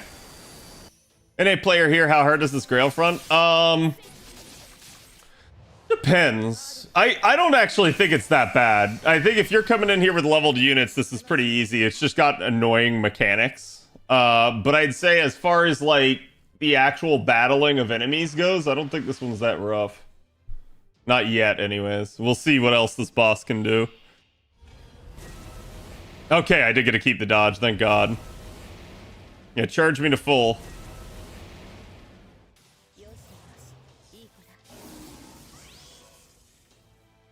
98%, you piece of shit. Hmm.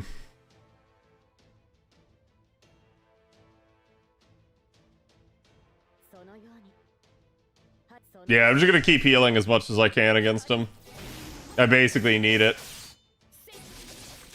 But I mean, you can see my bunny pretty well cheeses most stuff in this game.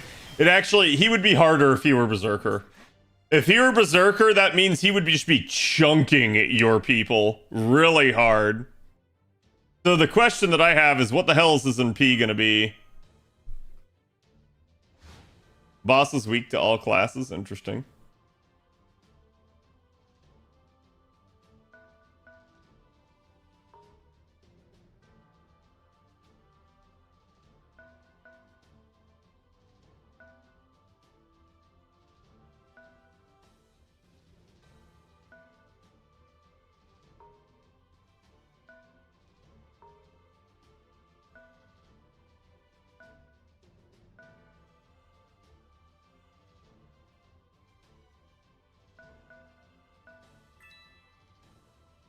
I just heard this on the radio today, actually. Okay. Naturally gonna spawn something just to piss me off. And it's gonna be another one. Yep.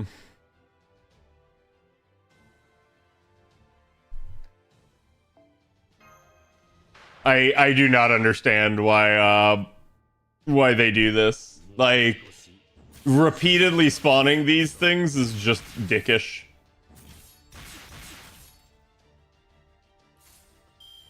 Okay, at least she gets her dodge back.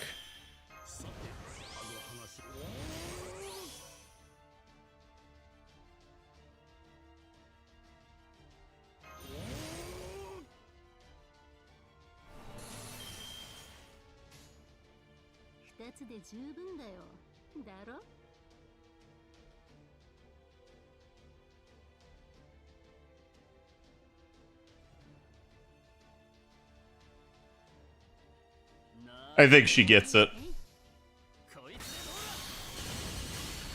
Well, now she definitely does.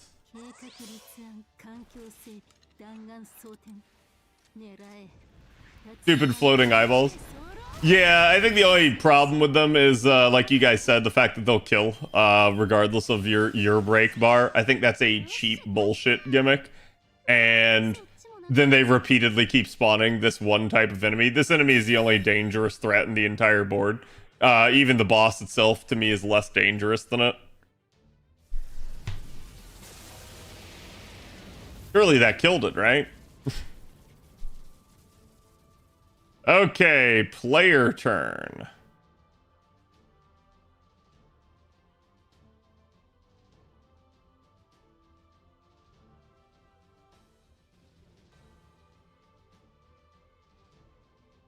Oh.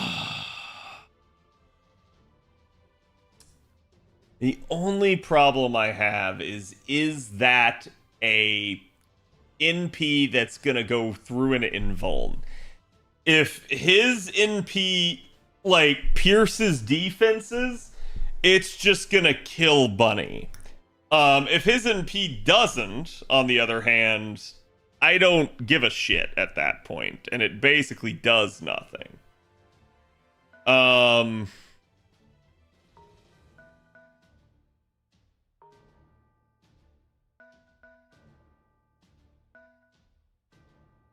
Move everyone else here.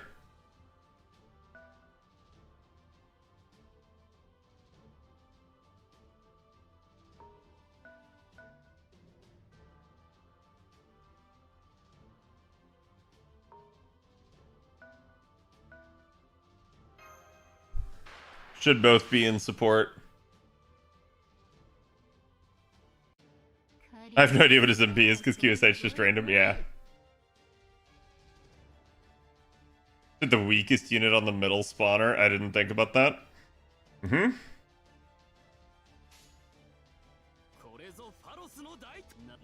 Okay, we'll just keep milking that.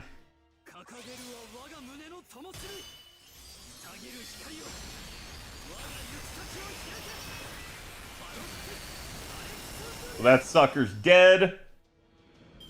Now Sugitani moves into the spot. At least these guys are all sabers, so just kind of having them corral those things is relatively nice.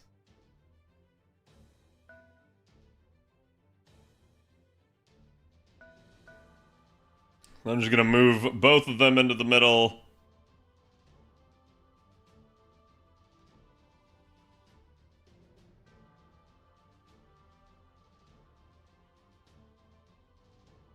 Yeah, I had people tell me the spawners don't spawn every turn, but it seems like if that is the enemy's only play, they do. Well, chat, let's find out. Let's see what that MP do, though.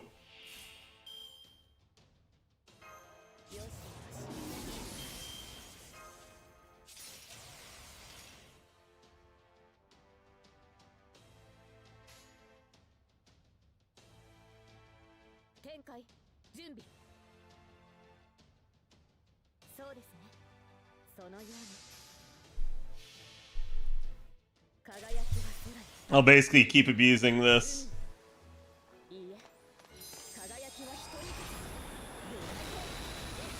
Okay, another 100 chunked.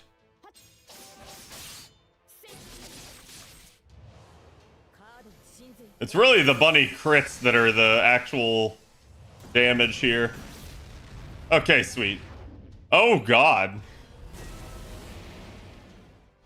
Is that buff success chance down? Ooh, that's a spicy one.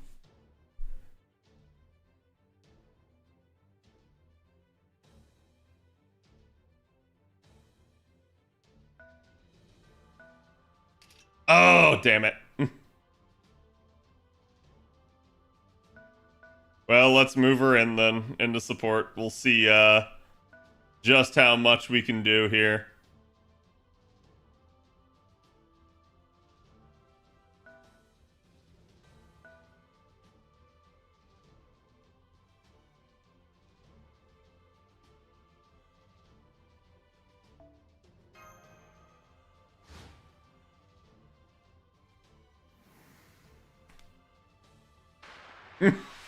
I completely forgot that I stepped off the spawner. Thankfully, it didn't spawn the stupid saber enemy.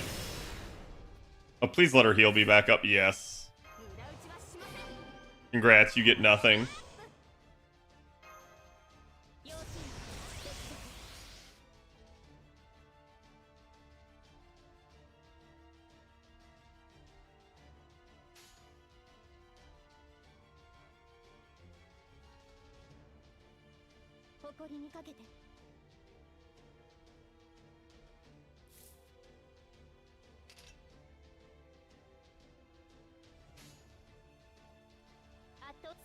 Let me see. Let me see if she can brave chain this sucker.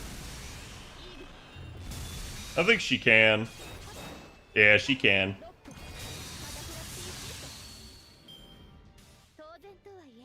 More charge. When you forgot your master on spawner and move, he died. No, I mean, like, I've done this before. I've put the master on the spawner and it's worked out perfectly okay.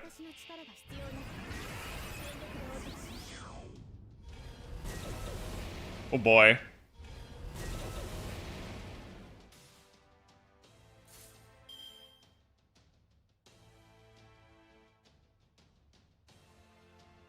Oh yeah, we are definitely taking that.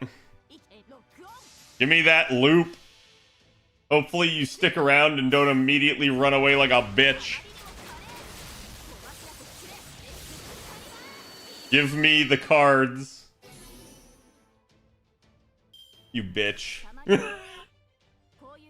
bitch. I knew he was gonna do that. That's why I sat on her arts up. I was like, man, I'm probably gonna wanna keep her arts up for that. Let me guess. Now you're gonna do some bullshit where you slam the ground to get what? Okay, cheater. What is that? What, can I not kill it until everything else is dead? Is that all that is? Uh-oh. I do not like this game.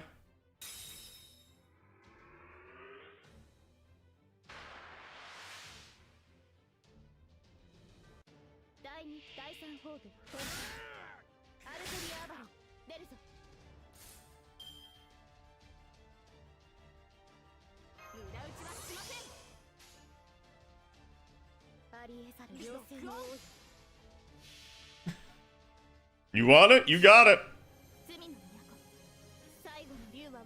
Here you go, Asterios.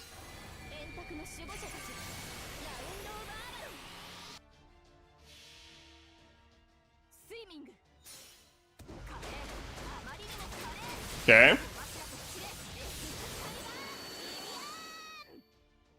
At least it didn't spawn them on the master side yet. Yet. I'm waiting on it.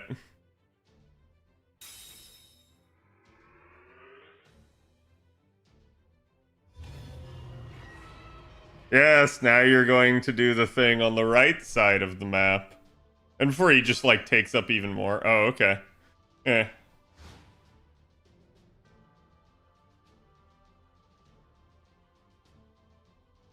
Alrighty then.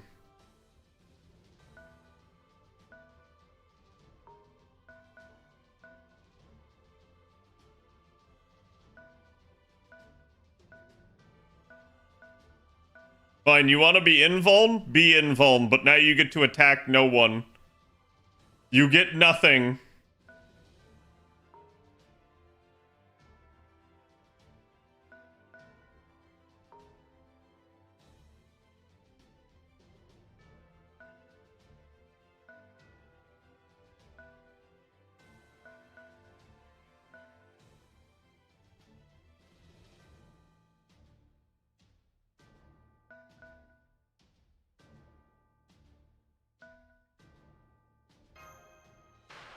Three on one.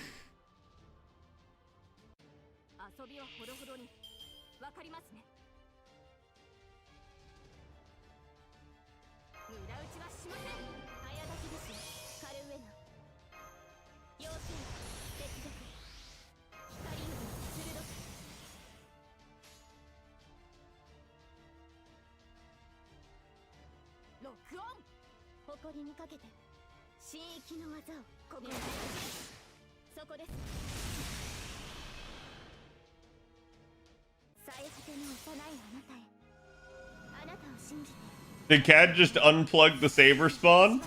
Yeah. Yeah, because I'm gonna have to deal with it no matter what I do.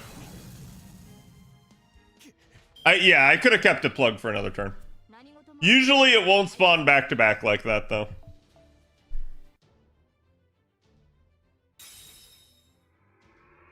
This song is appropriate? It could be, yes. Okay.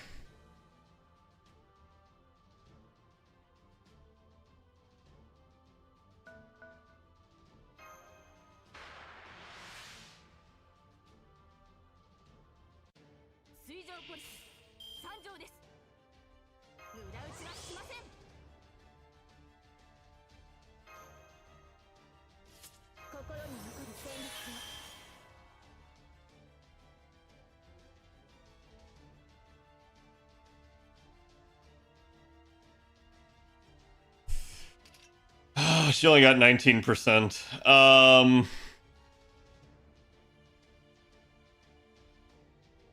And I got no Squirteria cards. The game dealt me the worst possible situation it could. Wow. Wow.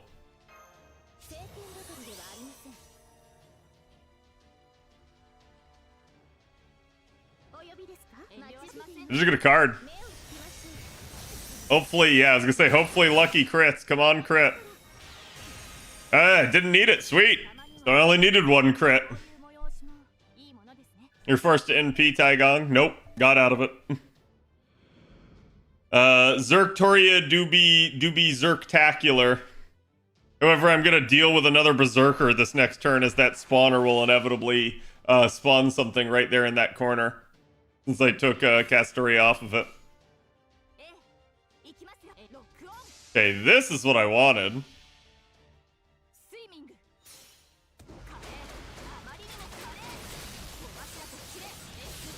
Good, I don't think she killed.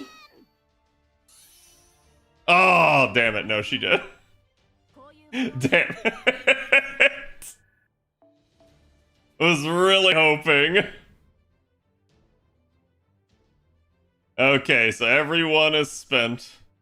The boss gets nothing. It can't attack anything. That's what it gets for being a little bitch and hiding in a 3-turn invuln cone. I told you, chat. I told you it was gonna spawn another berserker on my ass. We can't have nice things.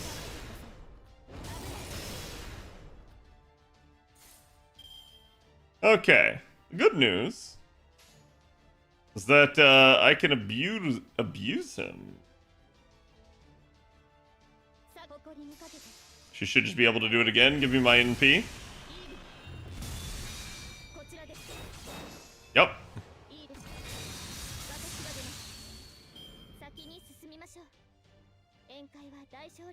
OG Saber is still in firing range, Cad? Of the boss? No, I don't think so. Like if you mean like in the attack area, yeah, but like not he can't actually attack her directly.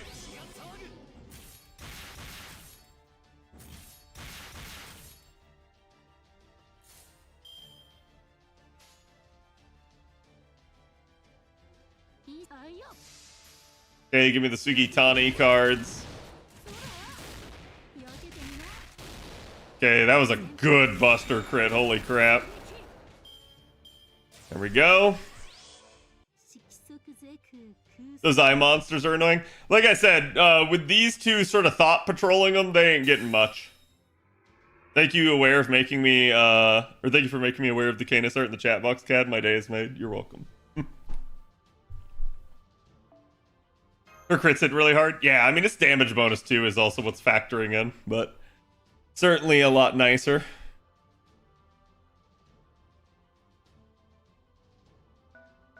Okay, now you're safe.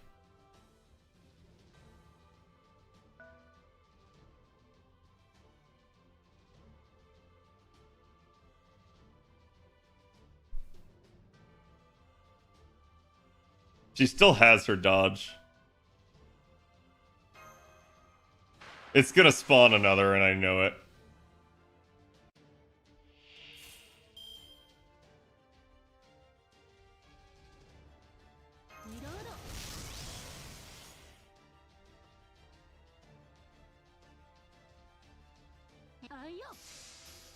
Play for damage. But she won't kill. Oh, wait, hold on. That was a lucky Buster crit. That was 20% chance. So bailed out there again. That's why sometimes you play for the damage, chat. Just pop her back out. Even if it does spawn something, it's gonna get shellacked here. Gonna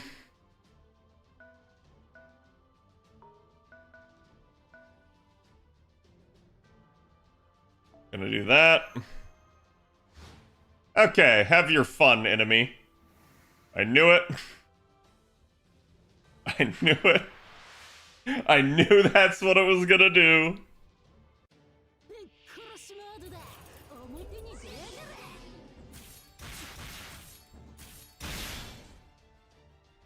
Yeah, it's the only issue. Sugitani kind of squishy, though. But it's not gonna matter with crits like that. Oh, maybe it will matter. Yeah, damn, it still lived. That's okay. I get to finish it off next turn and hopefully move back to plug the hole. Oh, good. It has to stay in the round and get its HP reduced.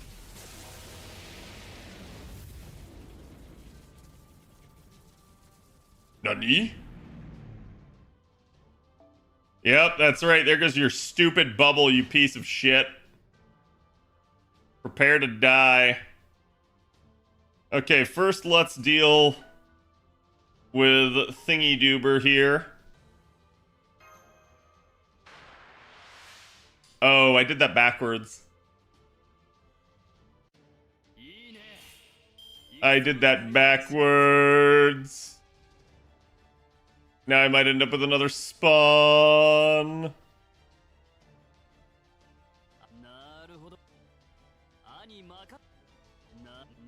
Okay, give me the most charge possible.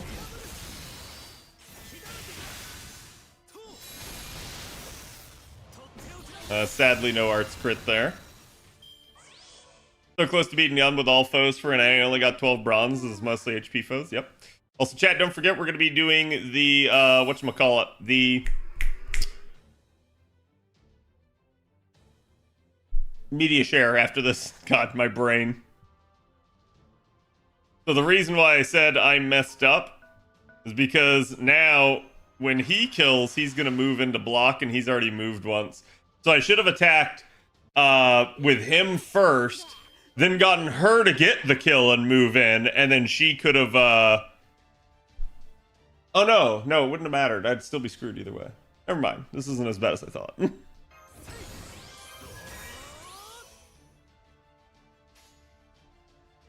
It's just bad.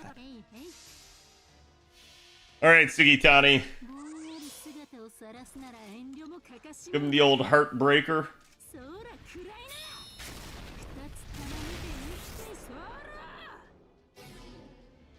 And he dead.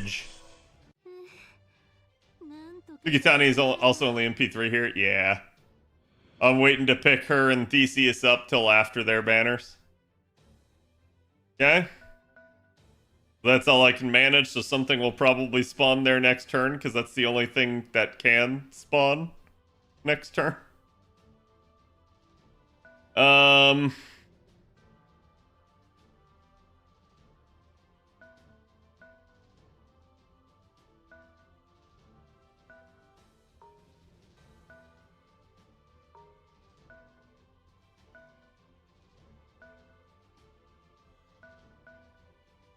Put her on the spawner. Whoops.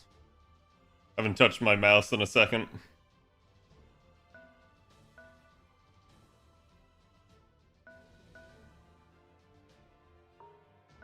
So we're gonna deprive the boss of its ability to attack.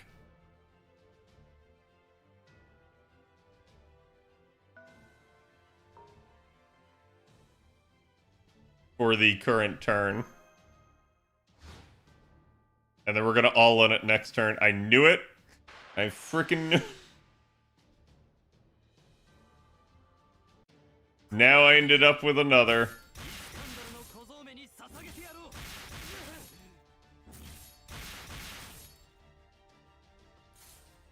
Okay.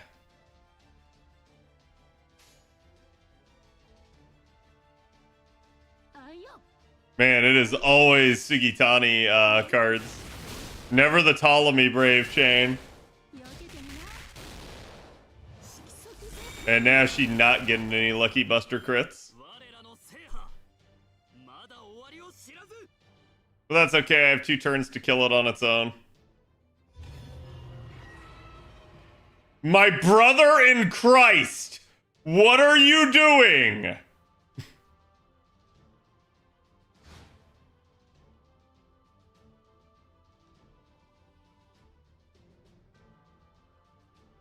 How am I supposed to kill you when you're like this?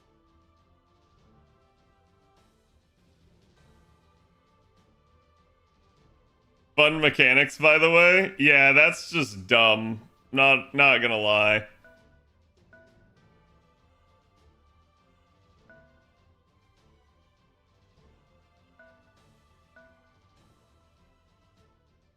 Okay. So the real problem is getting these 2 out. I have 2 turns to extricate them.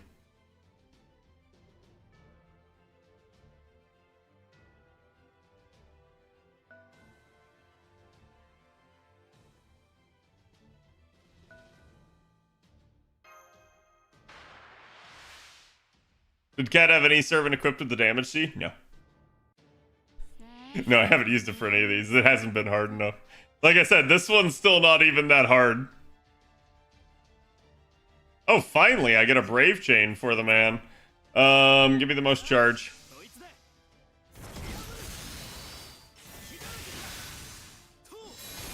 Sadly, it's a relative waste, but I got it. Yeah, the next part on NA story happens tonight, or sorry, tomorrow at midnight Eastern. So, like, not tonight, but the next night. AK 9 p.m. Pacific.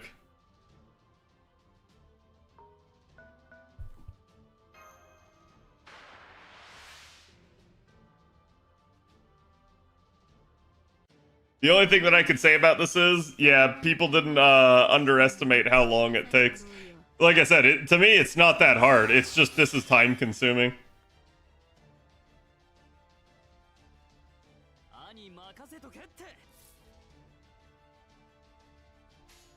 Let me see his damage. I think if he gets even one Buster Card crit, we basically kill him. There we go, yeah. Which is honestly pretty similar to Sugitani. I hate how doing the farming nodes is gated behind doing the fronts. Yes, that was my complaint earlier in the stream. I as well do not like it. No. Okay, we will end that turn. And I am going to do exactly what chat recommended before. I'm just not going to let that douche canoe attack.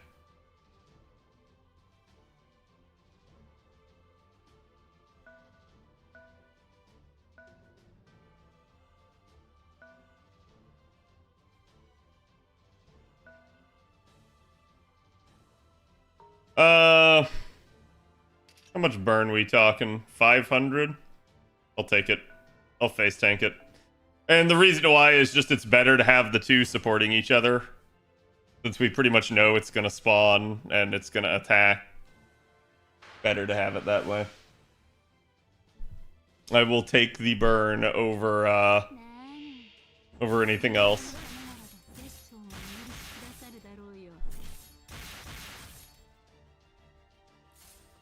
Okay.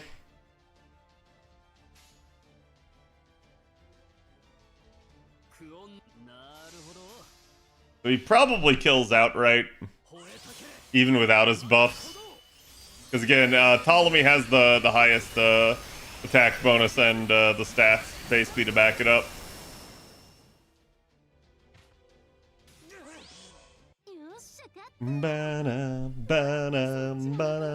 Castlevania, yeah. Castlevania.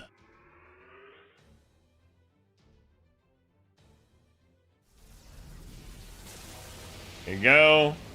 It's actually nice because that reduces the health on that thing after its bar was broken. But chat, you can see how much of a difference it made. Not at all. Like, getting hit by that does nothing to the mobs because they have so much freaking health.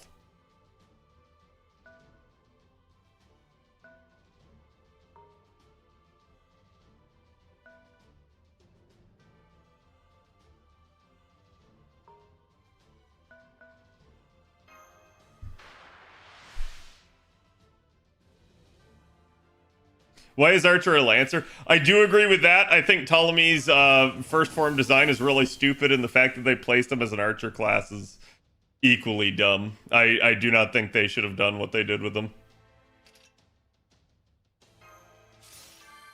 Okay, now we can get rid of that. I should have done it before because I lost my attack up.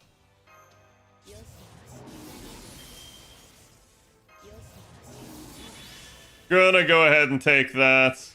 He is still burning.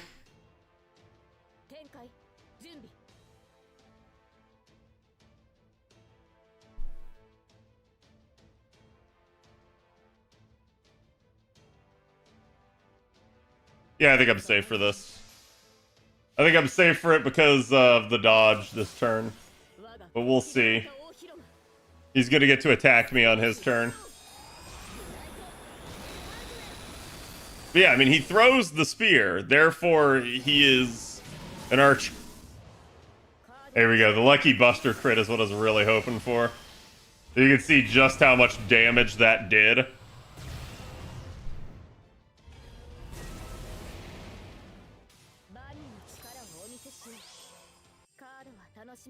Okay. That's the only attack we get from Bunny this turn. But it is not the only attack Bunny will get to participate in. I love doing this to bosses, chat.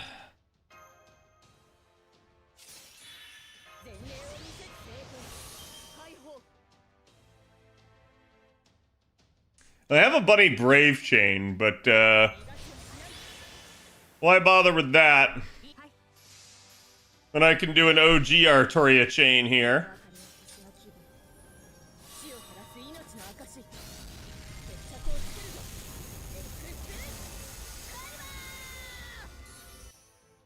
Come on, Buster crit. Damn it. Damn it, chat. If she got one. If she got one. Okay, he's really trying for crits. He is really trying.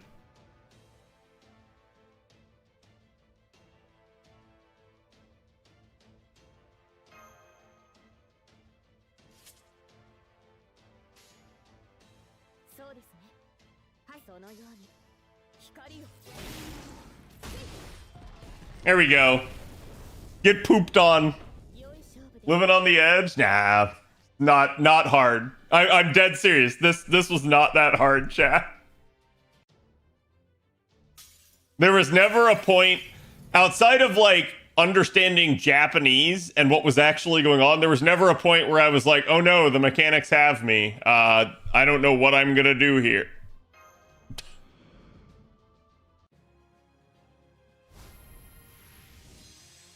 Easy. Not hard, but definitely annoying. I will give you that. Definitely annoying. I don't mind the move around the map mechanic, like where he bracketed off the lanes, right? What I mind is the stupid spawner. The stupid spawner just needed to not be how it was. If it spawned some of the trash enemies, that'd have been fine.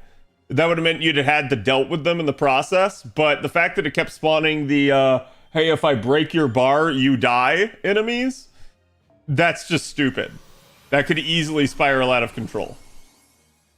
Weaker accounts could get overwhelmed by the ads. No, not really. Like I said, you get gifted Sugitani and Ptolemy, right? And both of them need to just go gang bang the spawner. So that's not that bad. And you can also have your weakest units sit on the other spawners, like over here, and you'd be good.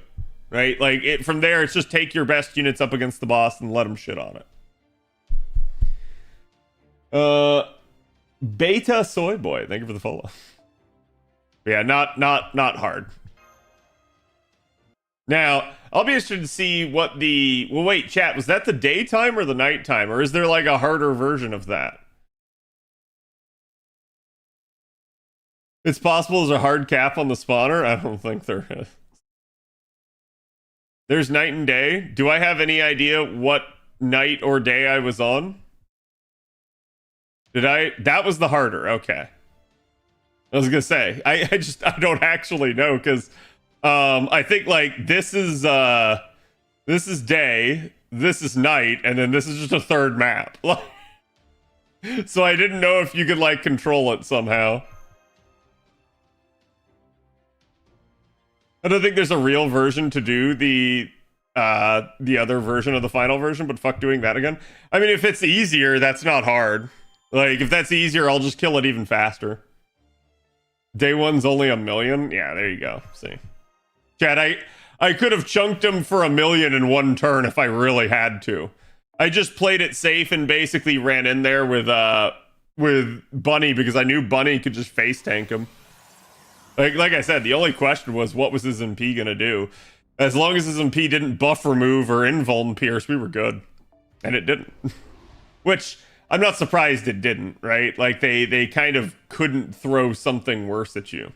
Okay, so that unlocks the 90 plus, and what I'm gonna assume is the plus plus. So I will get to doing those. But we are on to Media Share Night. I'm a returning player. What game mode is this? Looks sick. So this is the most recent Grail front on NA, or sorry, on JP, not on NA.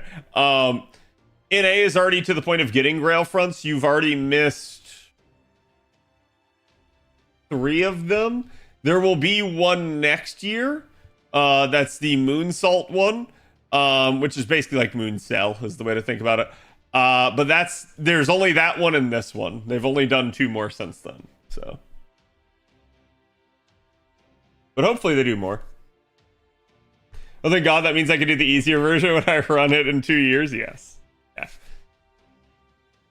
I hope we do Lasengle tour. Oh yeah. We got to do that. So thank you. I keep forgetting.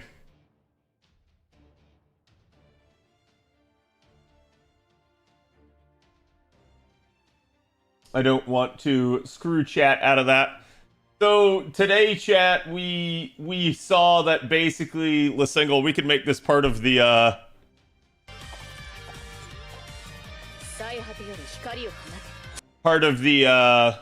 Lasengle tour. The tour is funny AF. Yeah, I mean, like, again, I can't speak Japanese, so I'm not gonna be able to tell you what they're saying. But I certainly can pick apart things just based off context. So let's take a look. Let me pause the music there. Yeah, they just released this today. It's a recruitment, like, hiring video. Turn that down just a tad. And this is like our first look, really, into their offices.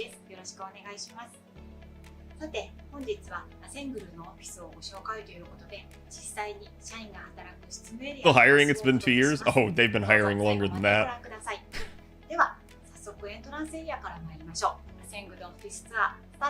See, chat, you can also get foes if you go there, and hand sanitizer. I do like that they have, like, the cinematics playing. And I'm sure this is just, like, the front, like, reception area. But it, like, low-key makes me think they just made that, not for the game, but for the reception area. It looks like this is their merch and other stuff that they like to show off. Like collectibles and such.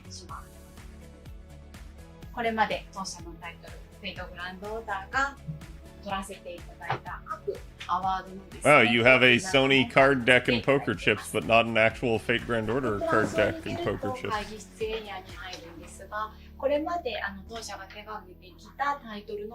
I'd guess this is posters of stuff that the other people have worked on. Otherwise, I'm not sure.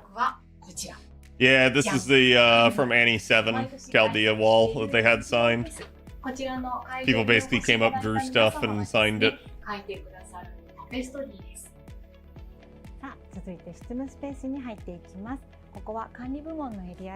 like how she's like a lot more whispering because people are probably actually working in here.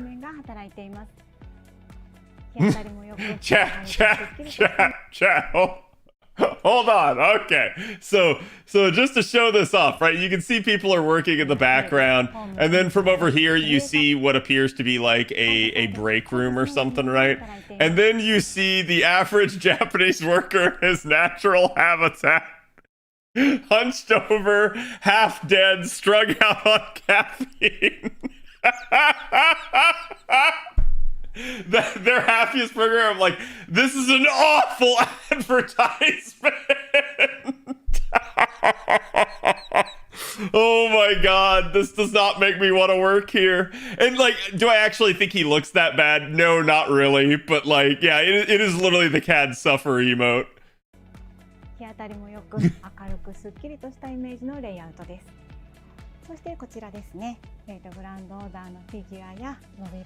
Oh, see, there you go. So they have like figures of their own and acrylics and looks like plushies. Yeah, they have the cons. You guys will see them in the Sea Monster Crisis. People are gonna love those. Oh, what's that? What's that? What's that? I see a Neko MHX. Oh, interesting. They have some of these that I actually have, and I have some that they don't have, which is interesting.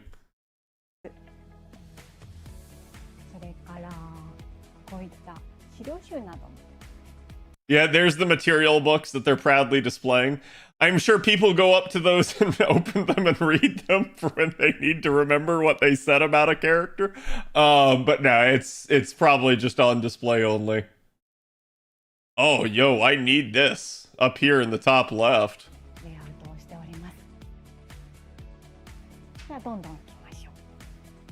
There you go. There's Saber figurine right there.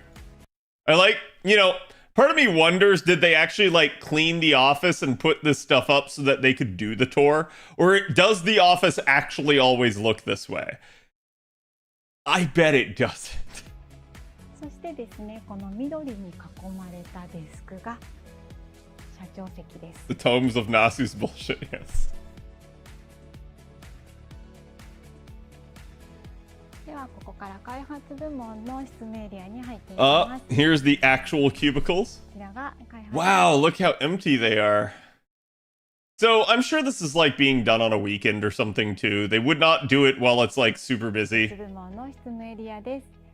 開発の皆さんはですね、ほぼ9割近くの社員が普段からリモート。 But I'm gonna guess this is also potentially for like mobile workers. And the reason I say that is because, as you see, some of them have monitors at them.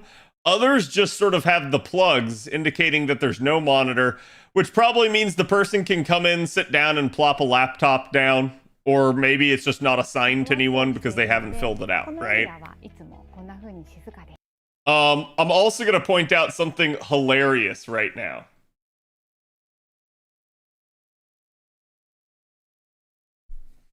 Why is there a rack of clothes back here?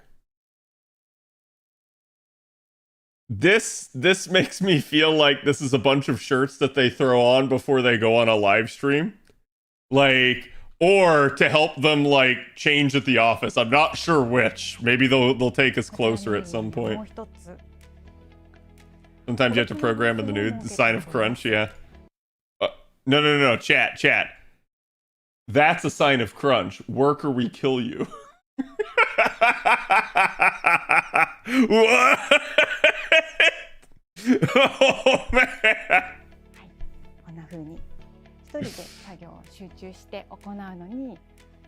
Yeah, so they have like soundproof booths. I guess if you want to like go in there and like, just read or think to yourself, but like, I guess it could also be for discussion if you don't want to bother other people. They have these things at like libraries and stuff. Holy crap, though, that is a tight squeeze. You better not be overweight. Did she just make the sound? They don't get to go home, yeah.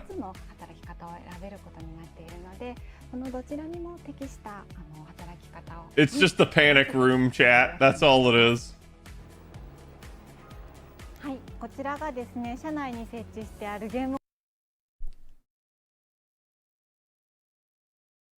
If you know me, you know exactly what I'm going to say about this. I'm not going to say that they can't have fun stuff in their office. But I better not see someone playing on the machine, one, in the video, and two, like, when they need to be hiring more people type of situation. No wonder nothing gets done? Yeah. This is why I said, like, this was going to be embarrassing for them, and I knew it.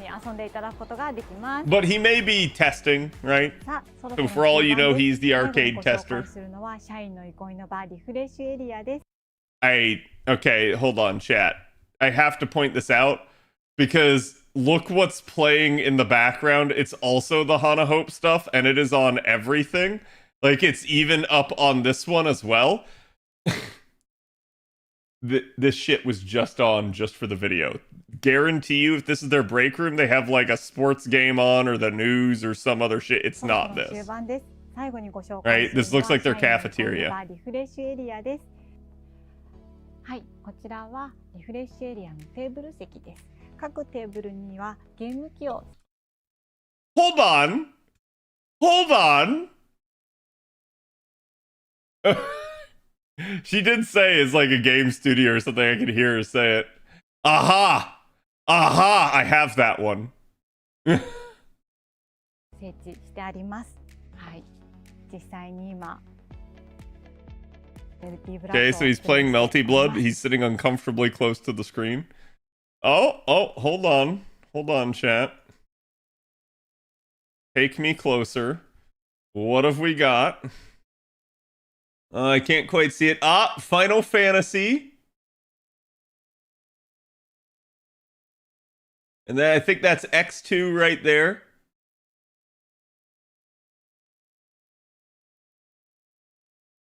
No wonder, though. I believe these are all PS4 games. So, no wonder they keep producing everything for PlayStation 4. They don't have a PlayStation... No, wait, that is a PlayStation 5. Now I'm just confused. Why do you make everything for the PlayStation 4? It's Steam Deck. Is that a Steam Deck? Is it? I actually don't know. Or is that like a PS Vita or something? ソフトもですね、メジャーなものを様々取り揃えてあるので、It's gotta be weird just having like some lady walk up and talk to you. Hold on, chat. What's that? That's a laptop. He's hiding it down at his feet. It's just sitting down there.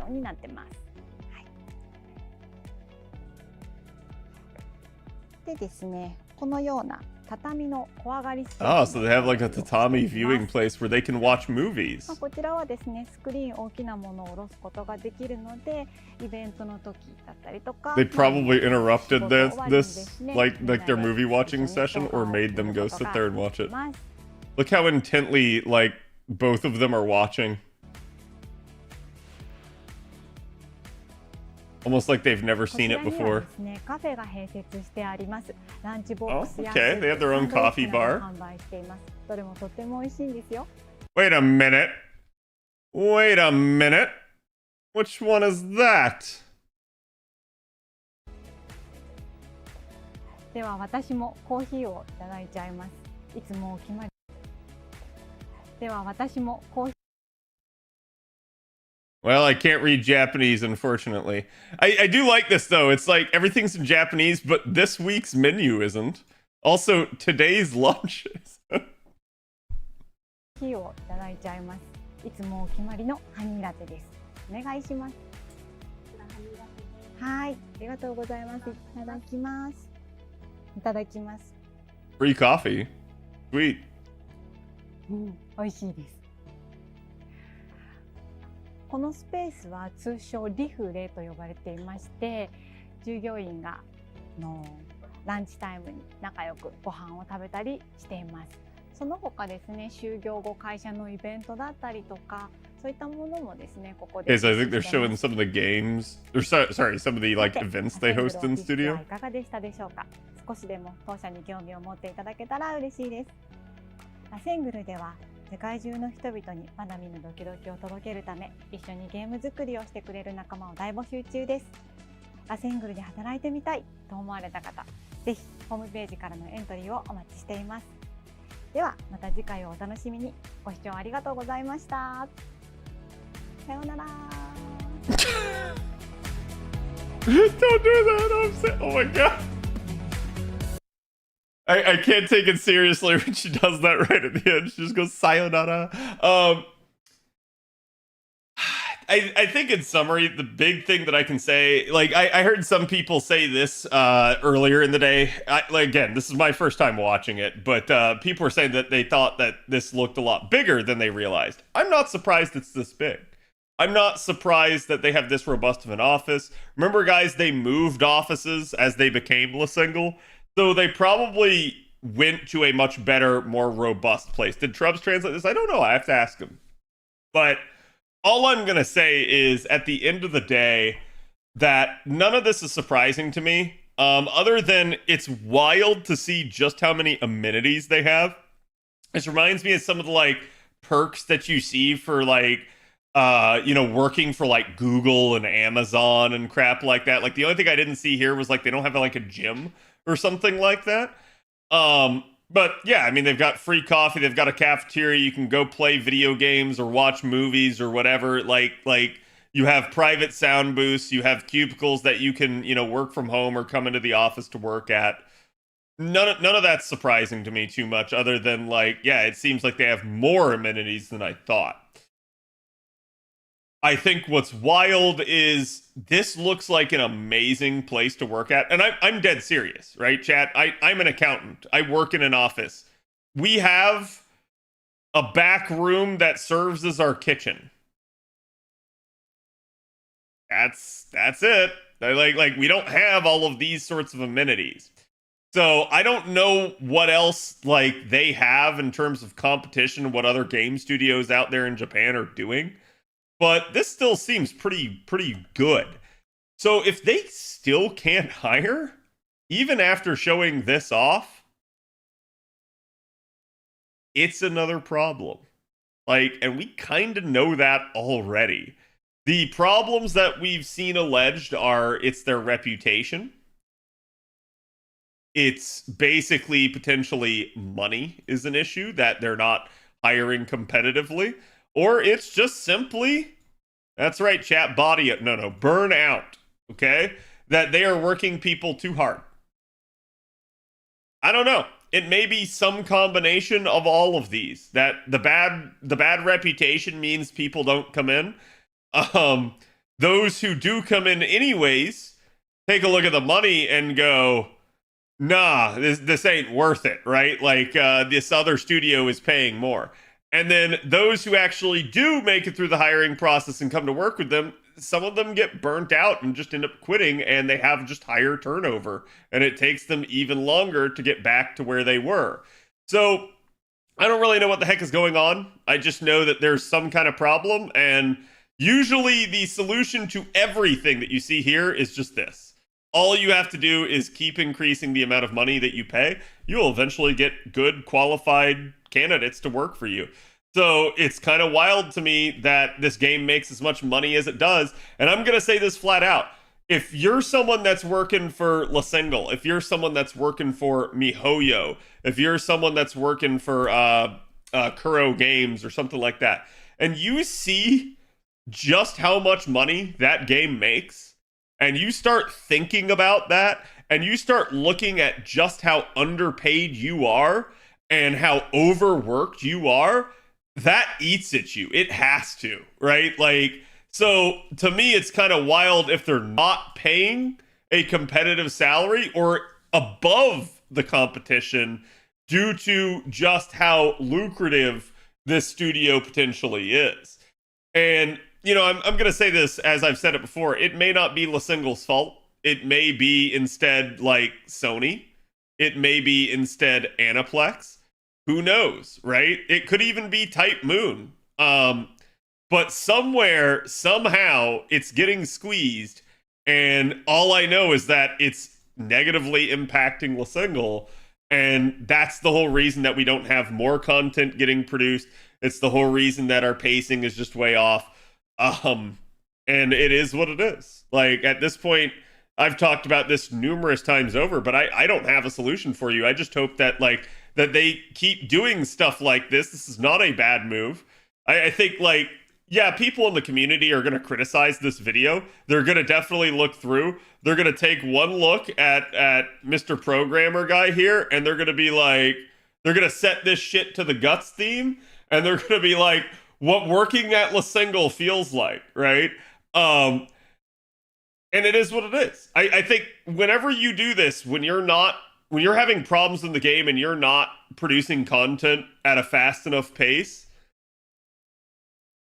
you're going to get criticism no matter what you do, because people just want you to do better. So good on them. Let them do this. Let them make this video And hopefully it convinces somebody else to work for them that was maybe on the fence. I don't know. But it starts with having enough employees. They cannot fix any of their other issues without having more. So I hope they get more. I hope this helps. I hope this is a good sign of things to come rather than a bad one. If that makes any sense. Programmer guy looks like he's on his last day of notice.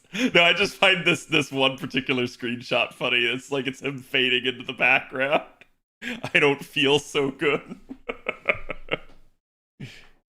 You're an accountant? I thought you were in business. Yes. You seem very finance and economically savvy. Yeah, that's. I'm a CPA, a certified public accountant. I'm the highest tier of accountant, really, that you can get. But it is.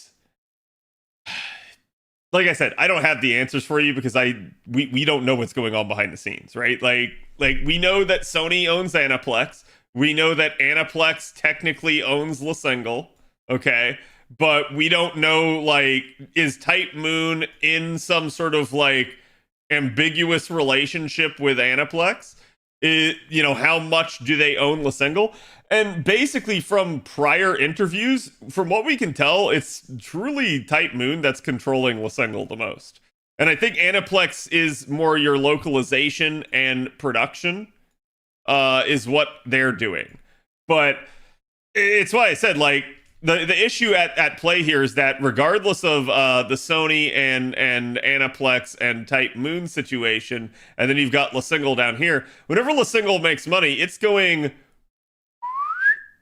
all the way up here, and then that is getting trickled down to the other pieces who want their cut.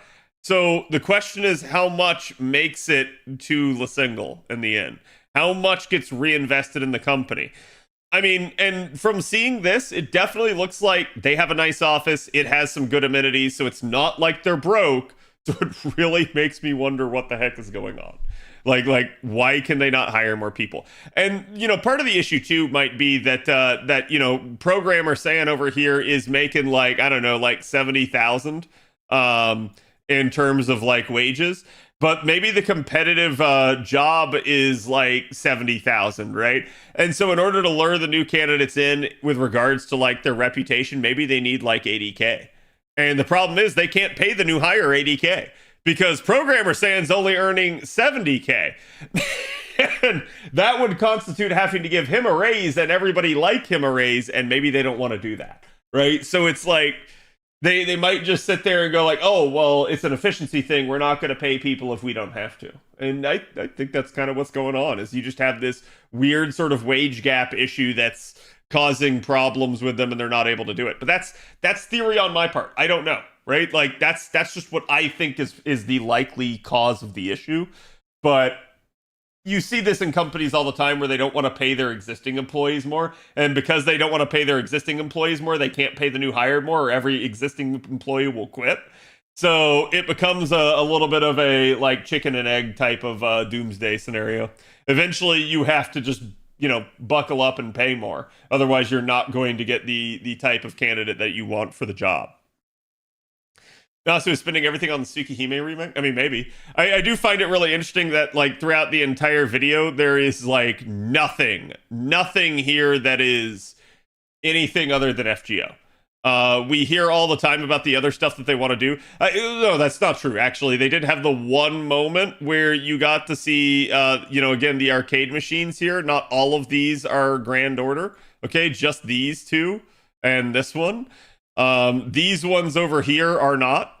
So I have no idea what the heck they are. And then you also got to see the dude playing Melty Blood. Admittedly, this dude is like the king of Melty Blood players because he's not playing in some shitty stall in a public bathroom. So in that regard, he's doing pretty good for himself. He's managed to find himself a comfy couch and actually managed to sneak into the developer studios to do it.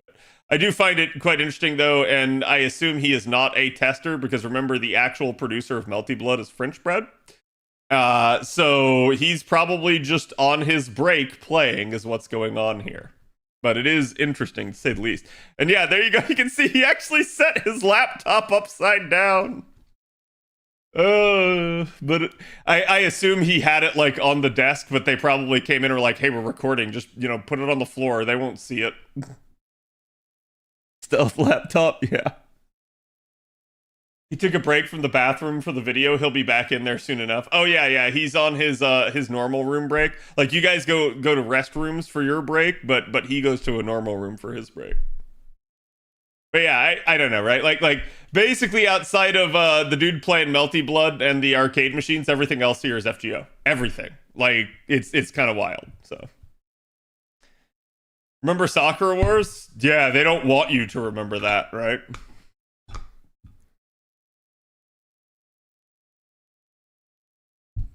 Remember the big Japanese gacha games have trouble recruiting because they don't use new technologies to make games, meaning staff don't get to use or learn modern skills and hone them. Yeah, I mean, I could see that, right? Like, and I've talked about the fact that that they use Unity. There's probably not a large pool of people in Japan that have Unity expertise. Of those people, they have probably pissed off some. The others have probably heard the bad rep, and then the basically well, yeah, I don't know. I was gonna say, like, some of them may just be like former employees that have exited and won't work for them anymore, right? Like the Soccer Wars people. So I wonder if like they're basically they don't have a huge pool to pull from anyway. So in that regard, though, if that's their problem, make FGO 2. I'm sorry, just do it, right? Like I don't want to make it sound like it's super easy, but like at that point, change what technology you're using, make something more robust, do that, and make the risk because you're headed just down at this point. Like the game is aging, they're not hiring new people, so something's got to give. They have to change somehow, or they cannot expect to keep doing the same thing and for it to keep working. It won't. We already kind of see that. So I hope at that point it's like, make this your last gasp for hiring new people. And if this doesn't work, you need to start developing the next product. Sorry, it is what it is. How much of the FGO player base do you think would migrate to FGO 2 versus how many would quit? That's a good question. I think, if you're looking at it only from that perspective, right? Yeah, you would have some people that would not play, but you would also get new people and you would get people returning. Like that is to say, people that have quit FGO might come back for an FGO 2 if there was different mechanics or, a more robust type of system or something like that. And I don't want to make you guys think FGO 2 is happening or anything, but like, I do think they could do better, if you will, right? Would I play FGO 2? Yeah, probably. I love FGO. So it would depend how a second game would work, though, right? Like, I would certainly try it out. Whether or not I was as addicted to it as I am FGO, that would remain to be seen. So. Oh, chat. Holy crap. You guys should go watch this person. They're amazing. Right here.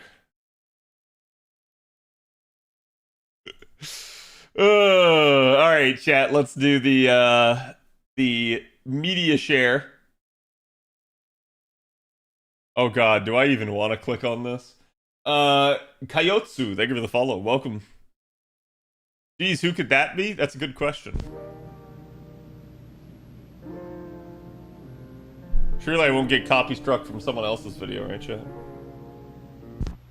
Or a loved one are suffering from any of the following symptoms: lack of feeling, emotional outbursts, fog of the mind, or memory loss. Okay. This may be a sign of onset AED or advanced emotional deterioration. Yeah? Today, 7 in 10 people over the age of 21 report experiencing emotional degradation severe enough to hinder everyday tasks, such as workplace performance, social interaction, and general well-being. Yeah, I definitely have this. Emotional stability is required for a functional and healthy mind. Correcting AED used to require rigorous testing and invasive procedures, costing time, effort, and money. Today, the solution is Thalasin.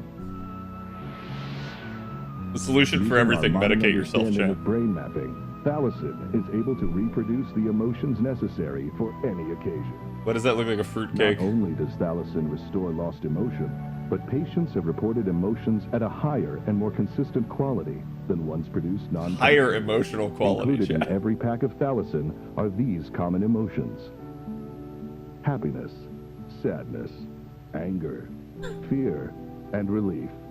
Also, all right, hold on, chat, hold on. Than ones produced non-chemically. Included in every pack of Thalassin are these common emotions. I know what that one is. That's Viagra. The little blue pill. That's what that one is. So that's the happy one. Happiness, sadness, anger, fear, and relief. It looks to me like he's just taking a shit throughout Also, that. look out for over-the-counter options such as jealousy, hope, frustration, and pride. Enthusiasm, yeah. You don't want to experience that. Tired of only experiencing natural emotions? Or maybe interested in expanding your emotional palette? Cutting-edge brain mapping technology has not only allowed us to refine existing emotions, but has also allowed for the creation of new emotions and emotional experiences. Oh no. With Thalassin Plus, experience emotions beyond previous This is the Battle Pass version. You gotta subscribe for this one. Capabilities. These new emotions include Degrance, Humber, Mage. What? Sourcelessness. Andric. Verin. Pawnish. Oh. Oh. Trantiveness. Oh. Teluge. This getting spooky now. Oh wait, I know this one. That's one of the demonic pillars from FGO. To experience the power of Thalassin, call the number on your screen now before supplies run out. I don't think I will. Barbados, yes. That's moderately terrifying. Thank you for that. Teaser trailer for Defrog's Legs? What is this? Is it done? Yeah. Bon, but keep filming, don't stop. Alors, how do I look? Yeah, really nice. You would like to see something really sexy? Yeah? Yeah, oui. C'est sûr? You don't sound so sure. You don't sound so sure, chat. Just isn't your mum downstairs? Oh, no, y a pas de problème. Just turn the music up and she won't hear us. Sure. The thing is, I haven't actually... What the fuck? No, keep filming. Oh my god! Just, What's happening to you? Oh, Jesus! Oh god, she's growing testicles from her neck.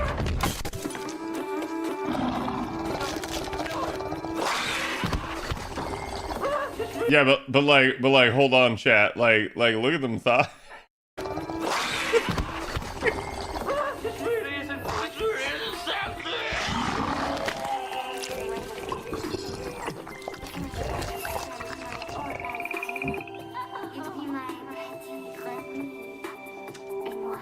Cat, don't be a fool, wrap your tool. Oh no, she ate the camera. Gotta cause indigestion. Worth? I don't know. Is this an actual movie?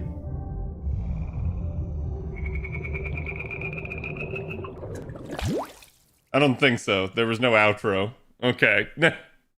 I was gonna say. Alright, Resident Evil, welcome to Raccoon City review. This movie when a bunch of other people were really shutting it down. Okay, hold on. We gotta start off here at the beginning. Alright, time to watch Resident Evil. Welcome to Raccoon City. Woo! What happened to his legs? Later. The frog lady take them? There wasn't one f***ing raccoon in that movie. I mean, that's Hey true. guys, I've always thanks for wondered why it's listening to called this video. Raccoon My City. name is Chris. I just got done watching the new Resident Evil movie, Resident Evil Welcome to Raccoon City. And with this reboot for the Resident Evil franchise, it is the much more video game faithful, adapting the first two Resident Evil games into one cohesive movie, where we follow actual characters from the video game, mainly Chris and Claire Redfield, as the town of Raccoon City starts to fall victim to the Umbrella Academy and a bunch of zombies popping up. And that's all pretty much not it without gonna giving go well. spoilers to you guys. This is a spoiler-free review. Now, with Oh, it's Resident spoiler-free. Evil Welcome to Raccoon City, it was a movie I was extremely looking forward to. Not to say there was anything wrong with the previous incarnation. No. The number one thing, both right and wrong, with the prior Resident Evil movies is Mila Djokovic. She both is hot, and that's what makes you want to watch it, but also is terrible and does not at all, like, embody anything Resident Evil. Like, these are just literally just action movies with a bunch of gunfire. That's it. That's all they are. This is nothing Resident Evil.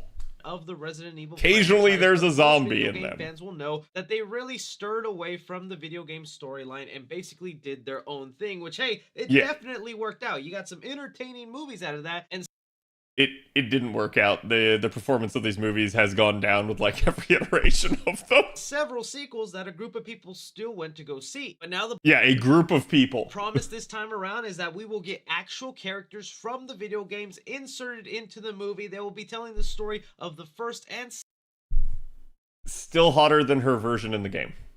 second video game into one film. Fast forward to when we got the casting In the remake, announcements, and anyways. boy, was the controversy stirring with people not absolutely loving who they chose to be certain characters. I, throughout all of it, kept an open mind. One, not only because the movie was able to have its R rating, but also just the respect I have for people who try and stay faithful to the source material, which this was doing. And now, having seen the movie, oh man, it's a swing and a miss, unfortunately. I really wanted to come out liking Resident Evil Welcome to Raccoon City. I was championing for this movie when a bunch of other people were really shutting it down.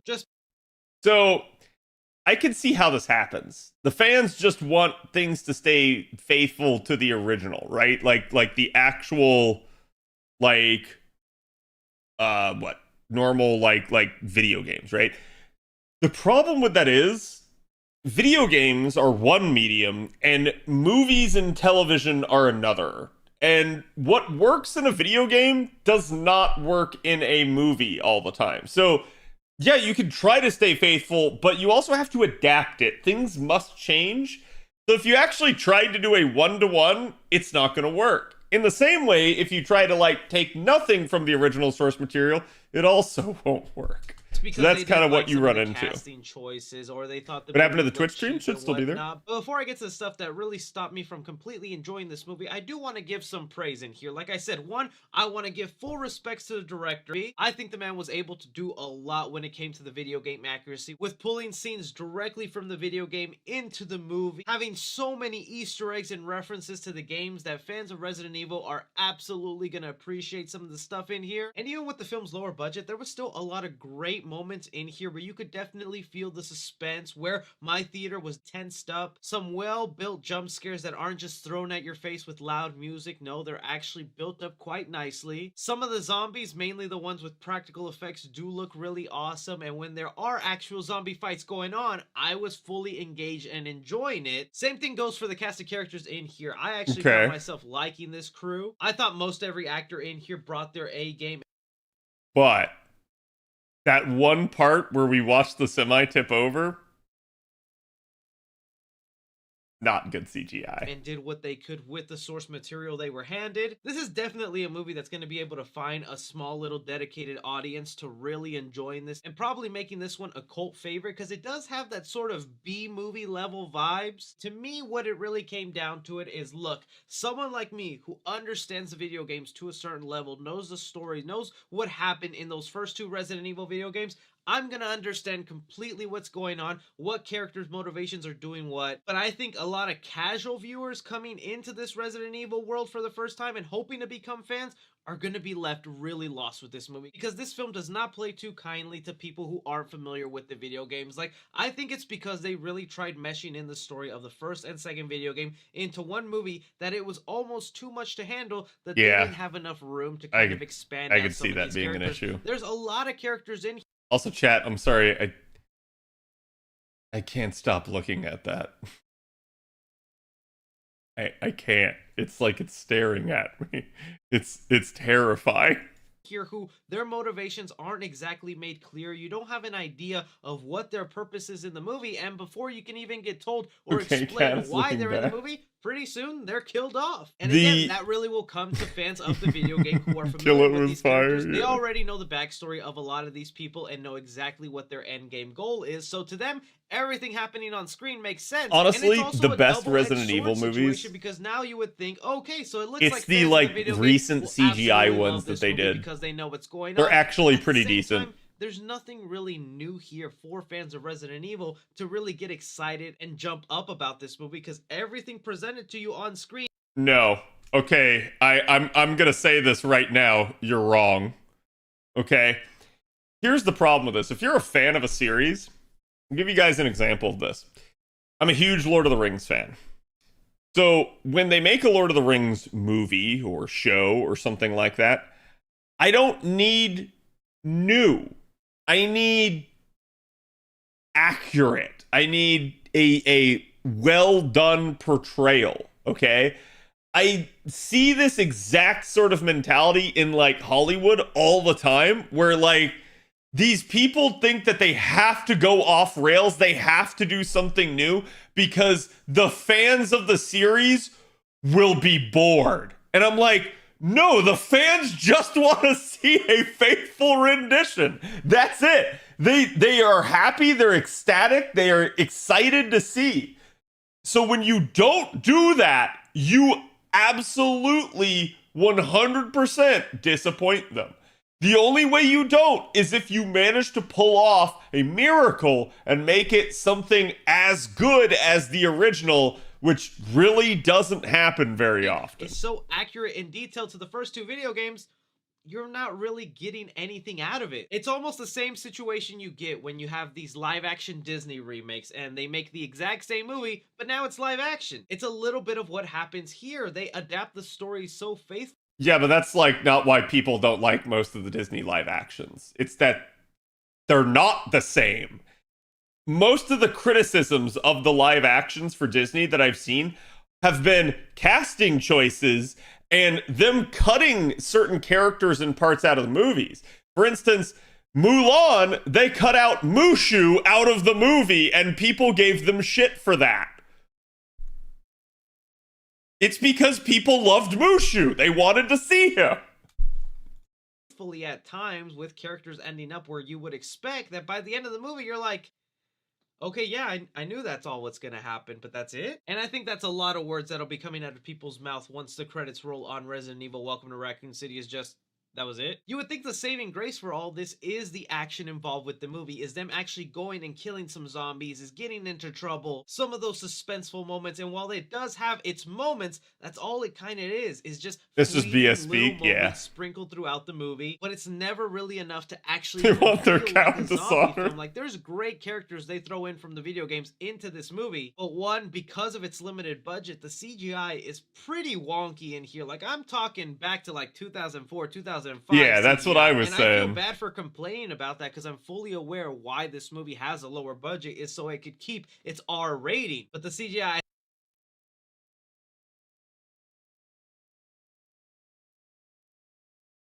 No, I don't feel like that's a thing. I feel like there's plenty of high-budget R-rated movies out there. Like, yeah, appealing to the masses works better, but it's a fucking horror movie with zombies and, like, you know, human experimentation and murder and all of that stuff. Like, you're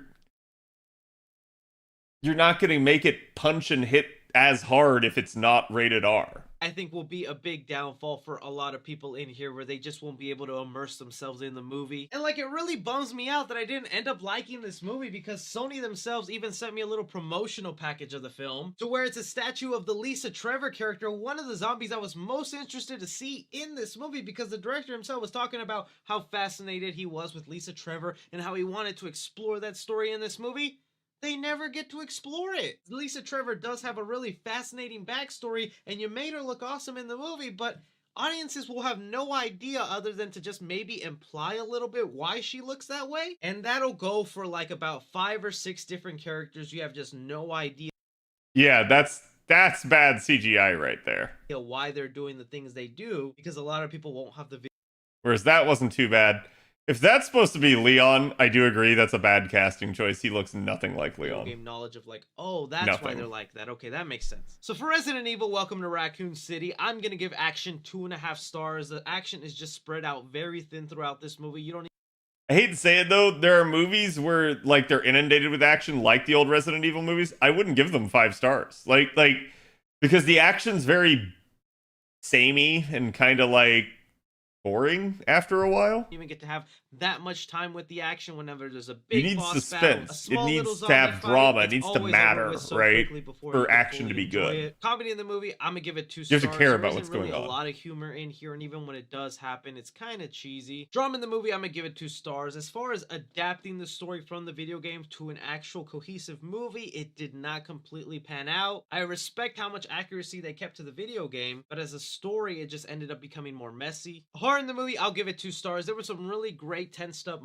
Yeah, see, that right there. If you have 2 stars for horror in a Resident Evil movie, you failed. Moments in here, some of the you didn't make it scary at all. Were great, and small little moments in here were nice. And or this guy's just overly critical. Suspense in the movie, I'm gonna give it 2 stars. There is a bit of a pacing issue here, and it kind of makes you lose some of the suspense you have throughout the film. Casual fans, I'm gonna give it a C-. Cinephiles, I'm gonna give it a C+, and critically, I'm going to give it an F. Resident Evil: Welcome to Raccoon City, only playing in theaters right now. Something tells me it's not that bad. To rent. I think he's being sensationalist. I was really rooting for this movie, and I was hoping it could be a huge success, but at the end of the day, I don't think it's great, nice but I don't think it's as bad as he's claiming. Hopefully, there'll be a lot of people out there who enjoy the movie much more than I did. And if you it was were pretty one of those bad. People, go ahead and let me know down below. But if this movie was also maybe I'll subject you all to it on a movie night. Let me know down below why. Anything and everything, be sure to like, subscribe, follow me on Twitter at 3C Film. Anyways, there was that one. So that was an interesting one, to say the least. I will probably not watch a second one of that power, so I'll skip the next video on it. But it looks like you also have a One Piece Season 2 first trailer. Oh, I don't think I've seen this. I do know that it was already renewed for Season 2 though. After all we've been through these past few months, this was shockingly good and okay. What's in store for us now?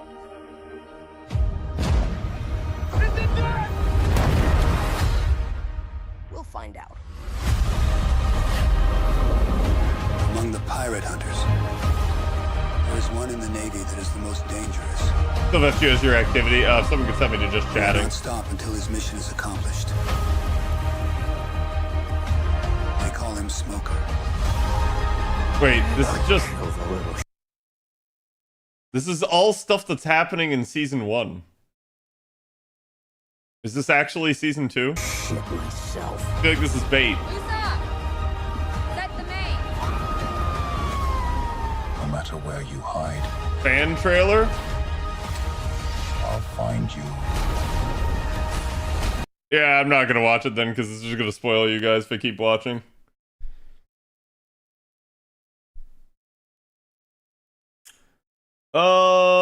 I will probably not watch a clip of someone else's stream just for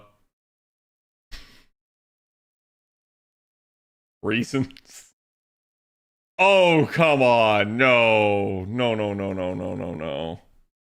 Deadliest Warrior is one of my favorite shows to cover on this channel. It also is one of the only shows on Spike to not feature a single woman in a bikini for the entire series. And that's asking a lot for Spike. But it's got everything you could want in a show. Action, violence, grown men arguing like children about warriors. They being Jeff, a biomedical engineer, which, without Googling it, I still stand by the fact that he made that up. Then there's the Doctor, which most of you know because it's on Spike TV, will never teach us anything we don't already know. And then this is where I'd mention Max, the computer nerd who compiles all of the test data and puts it into their simulation software, which just looks like a video game from 2003. But no, I guess in season 3, Max is not there anymore. They replaced him with this guy. And you know what?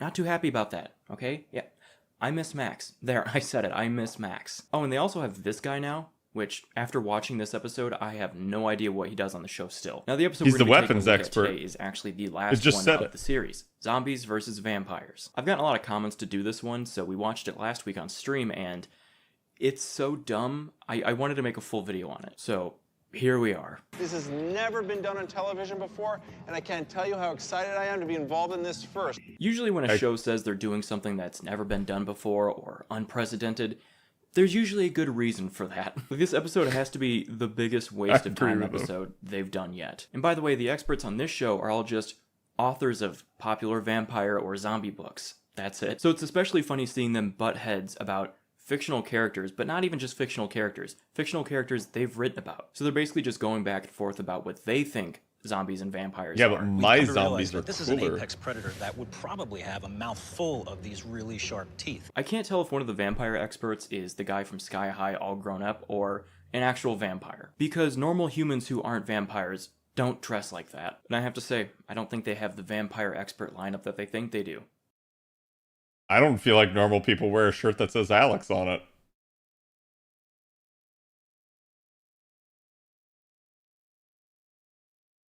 Where the hell is Stephanie Meyer? But on the zombie expert side, they have this guy, which I guess he's more than just this guy. He wrote World War Z, which I guess is like a popular book or something. But in this episode, he's the one token expert that gets a little too into it and takes this a little too seriously. We're talking about humanoid locusts. And then our other zombie expert, which, oh my god, the founder of the Zombie Research Society, which is real, and when I first heard about that, I thought it was going to be much more official of a thing than it is. Now that I've seen the website and how it looks like a Doomsday Prepper forum, it makes a lot more sense. When I first heard about the matchup, I honestly thought, I'm gonna lose all credibility here. You did that the moment you signed a 3-season deal with Spike TV. I agree with that. I'm really excited. This is a once-in-a-lifetime opportunity. Okay, let's take it easy there. It's not that big of a deal. Maybe they're just so excited because you might get multiple opportunities if you're undead forever, and they're finally out. Max was lucky to get out after season 2, but me on the other hand, I do not feel so lucky because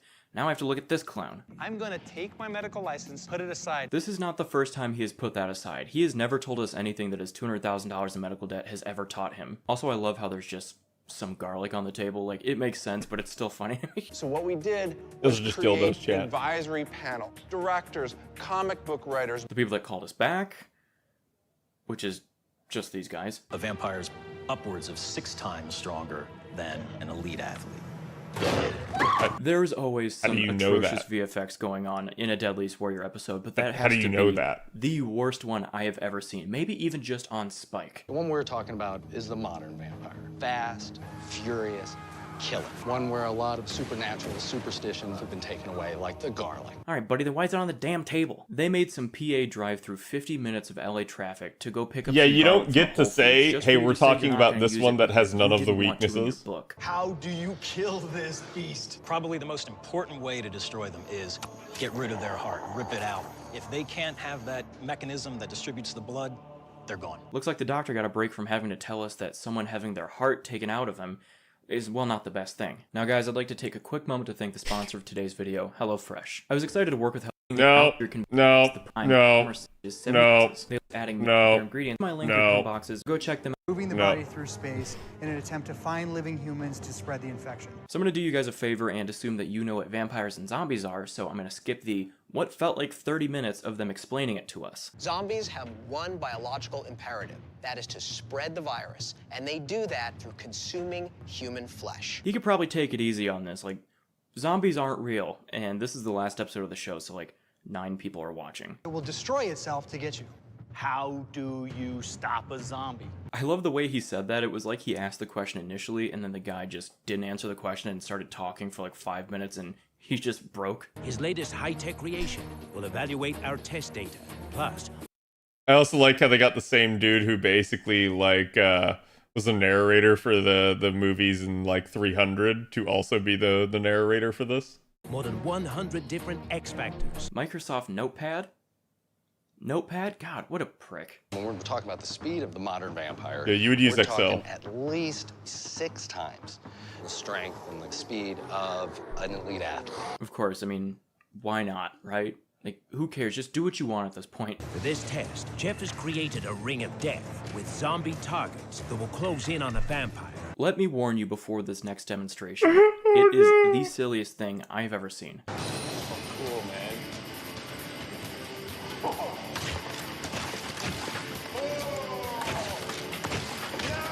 Fun fact, this is actually just security footage of me moments before getting kicked out of a Spirit Halloween last year. You know, I wouldn't be surprised if one of the zombie dummies was just Max hung up with a Halloween costume on, because while his contract... So I'm going to go ahead and tell you that how this one worked is they did a test to see how many zombies could a vampire take out, but they don't have an actual vampire, so they just brought in a martial arts expert. And something tells me the martial arts expert killed all of the zombies. Was up for being the computer. It's not that He difficult still of had a one more feat. season of being the weapon test dummy. What you did here is you literally went through the orbital fossa here, through the nose. This zombie is done. Cool, thanks. Noted. The vampire killed 54 zombies out of the horde of 72. The average of those two numbers is 63. Final battle ratio will be 63 zombies to 1 vampire. What? I guess that makes sense, how they're going to determine the zombie to vampire ratio.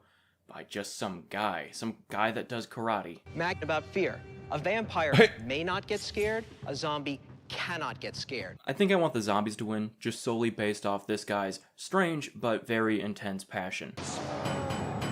Flesh and bone pulverizes, much stronger than a living human. It's usually not that hard for them to fill up the weapons list, but since it's a vampire and a zombie, they just had to dust off a thesaurus to get enough words to describe a bite or a claw. The jaw potential can be much greater than in normal human beings. So because of the limitations that they're faced with for testing, like these two entities not existing, they have to resort to things like bringing in some guy's dog.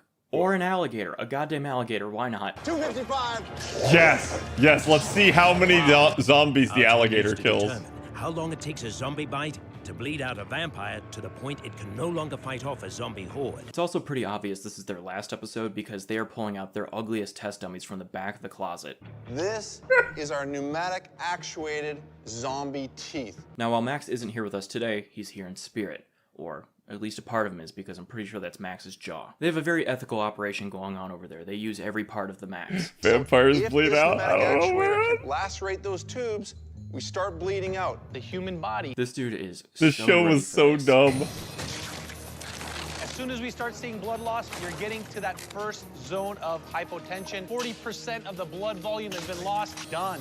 2 minutes, 22 seconds. There's always one guy that does a weapons test on this. Why that did it takes take way 2 too minutes? Far and wakes up something inside that does a weapons test on this that takes it way too far and wakes up love that something clip. inside of them that really should have remained dormant. Like, look at him. He's out of breath. He's sweaty. He's still got blood on his face. He's alive. He's finally alive. Vampires are extremely well organized. They've got societal connections. If I see my vampire buddy getting chomped on by these zombies, I'm running over, I'm decapitating them, I'm busting their skulls. I see my vampire buddy over there getting attacked. I'm taking that zombie's head off. Yeah, you gotta run it back, or at least chat. I would, if I were in fact a vampire. But I'm not a vampire. I'm just a regular human guy. When people think of vampires, they always think of the 2 teeth. The logic behind that's a little hard to buy. You know, that a vampire could aim 2 teeth for a specific vein and hit every time. Yeah, it's almost as if it's not real. So we're gonna bring in an alligator to get a baseline measurement of the vampire bite. So far into this episode, which Why is an alligator equipped to a vamp? 25 minutes, and I still don't know what this bald guy does. Aside from just reacting and making faces, that's all he's done. Nice. Beautiful. I got 1,723 pounds off that. We swapped out the zombie teeth for vampire teeth. I didn't think the dummies could get any worse looking than that last one, but apparently I don't know anything. The vampire must be from the Florida. actuator to match our baseline Like there's too much readings sunlight of here for them. 1,723 pounds that we got off the alligator. 3, 2, 1, start chomping! I don't think that anyone high up at Spike or anyone involved in safety knows about that contraption. It's gotta be completely off the books, because that looks like the most dangerous thing that Jeff has ever cooked up. You couldn't pay me enough to be within 30 feet of that thing, let alone hold on to it. Okay, hold it. The blood supply of the brain is called the Circle of Willis, and Willis is dead. One, that was very nice of the doctor to help. So, all they would have needed to do for the zombie is have it bite the vampire's brain? Or its, like, heart? Help us understand how having a chunk of your brain removed isn't great. And two, I think he stepped in as quick as he did because he didn't want an incident like the last test where the guy now has a newfound thirst for blood. When you know what you're doing and what kind of results you want to produce on the battlefield, you can show up. I think that was a crocodile. No, it was an alligator. Alligators have a wide snout. Crocodiles have a narrow one. I am definitely not. And we've already seen what the zombie bite does to the vampire in the last test. One major blood vessel, bleed out. Exactly, guys. This isn't rocket science, okay? It's actually not science at all. This is just what you get when you get some nerds, scientists, doctors, and some bald guy. A lot of money, fake blood, and 30 test dummies that look like it took a collective $7 to build. You know, what's interesting is we are limited by our own brain's recognition of danger and knowing that we don't want to put our bodies in harm's way. So I know that I said that that first test with the karate guy just going in on those dummies was the silliest thing I've ever seen. I neglected to mention the even sillier test we're about to see. 3 strongmen will attack. Yeah, this part versus the ninja one is the one we watched before. Zombies are not going to know enough to target a specific organ. They're looking at this as one giant homogeneous lunch. Yep. They're just going to have a few strongmen walk up to a gel dummy and start pulling at it. Let's blindfold our strongmen so that when they come up here, the first thing they touch, that's what they'll be grabbing at, and they'll work their way in from there. That might work. Now, while he doesn't come right out and say it, the actual reason he's blindfolding those guys is because when they're not looking, he's going to replace the gel dummy with Max Geiger. Rip them up! Okay, they've gone through the soft tissue already. We got chest activity here. Not only does a zombie never want to stop, a zombie never needs to stop. You know, Matt, what you're bringing up is an X factor that we call endurance. That's definitely something that we can plug into. An X factor? I love how one of the major factors they're going to enter into this final simulation, which will ultimately determine the results of this historic mashup, is pretty much just dependent on 3 guys they picked up outside of Gold's gym. Well, for me, when I look at a combat situation, one of the X factors we've used all season is killer instinct. This was the part in the show where I started to realize that that bald guy wasn't just someone they brought in, like he's been on the show the whole season. And just going off this episode alone, so far, not proving his worth. I'm not convinced. Man, they really fumbled the bag on their draft pick by trading Max Geiger for this bald guy and Max's dad? I don't remember his fucking name. In order to kill a zombie, we know you gotta get at its brain. Yes, you have to tear a corpse apart to get in. Oh my god, that is the worst thing I've ever seen. It's more like the logic it's jumps that scary. they do. I mean, like, it just looks like garbage that a kid made the night before a science project was due. And you gotta remember, a well-fed vampire in good health is about 6 times the strength of a good athlete. Sure. I guess, if you say so. So they end up using one of the strongmen again because I guess they have to get their money's worth. And after they get a strength measure, they can finally put together a test that'll show us what the world's most powerful house cat can do. Let's clash!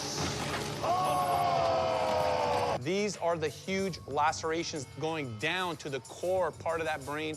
It's lights out with just this one strike. They couldn't even just paint the brain or make it anything but gray. They really just pulled everything out from the back of the closet before leaving this place forever. When you think about a sniper, it's 1 shot, 1 kill. With a vampire, it's definitely 1 strike, 1 kill. I think this guy's job is just to compare everything to a gun or a soldier. I know there's probably a more technical term for what he's doing, but that's basically it. On the vampire side, intelligence is off the charts, and we rated him a 93 to the zombies 9. Because you live forever doesn't make you smarter. But guys, now that they've compiled all of the data in very interesting ways, it's time for them to finally put it all on the computer and answer the question that has been keeping every one of you up at night. Vampires versus zombies. Now for this fight, they're using a ratio to determine how many vampires and zombies based off of the karate guy. And with that, they're pinning 189 zombies up against 3 vampires, one of which is Pete Davidson, and they didn't even have to put makeup on him.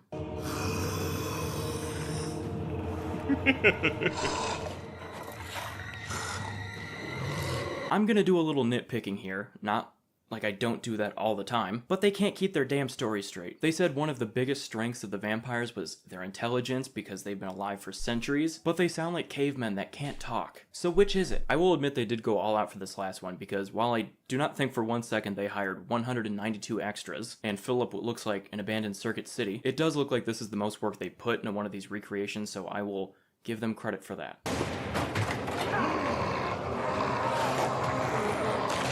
But damn, that counter at the bottom is doing all of the heavy lifting for the simulation, because without that, I would not really have much of a clue of what's going on. I agree with that. Oh, it's down to 1 vampire and 1 zombie? You can't lose sight of the fact that they are intelligent. You're talking about a creature that could have centuries, even millennia of battlefield experience. And not a single one of them ever picked up Rosetta Stone, because they can't say a single fucking word of any language. No matter how apex of a predator you are, that virus will always be a danger for the vampire. Oh, so no one wins. If I'm being honest, I didn't get to this part at the end on the stream, but I just saw who won. I didn't see the vampire turning into a zombie part, nor did I notice "to be continued," which I'm pretty sure that's just the table talk thing that they do after the show, which technically counts as another episode. It means I'd have to pay $2.99 to watch it, so not happening. Bet it's great though. Well guys, I hope you enjoyed once again looking at Dudley's Warrior. I hope you learned a lot, as we often do every video. If you enjoy this video, don't... Yeah, no. Oh, Japanese Doctor Who? Hold on.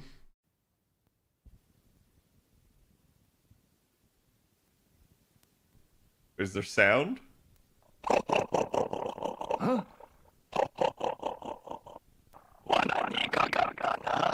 Oh god.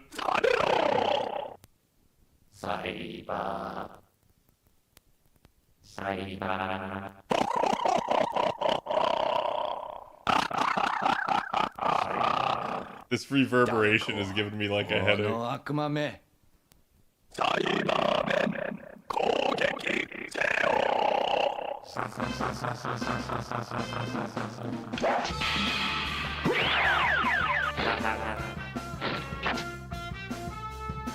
Hey, you just dancing?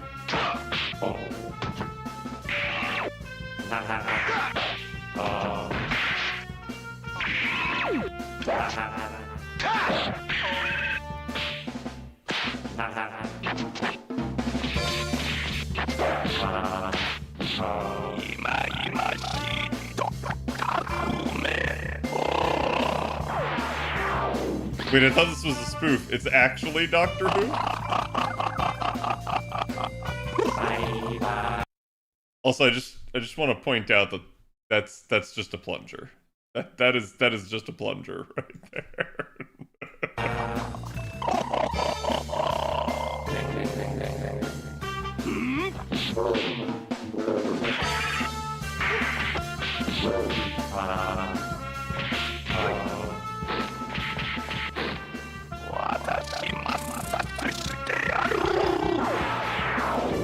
How are you gonna fight him when you're like a trash can with legs?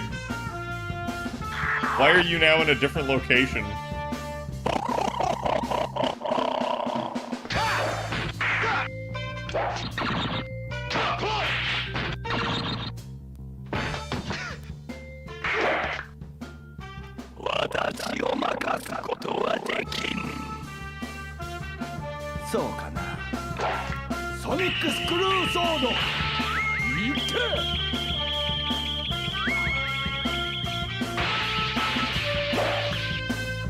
Oh my god, these props are awful.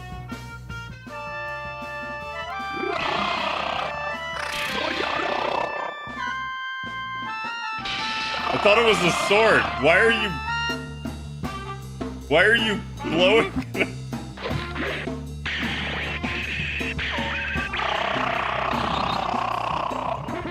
Did he like touch him in his no-no place?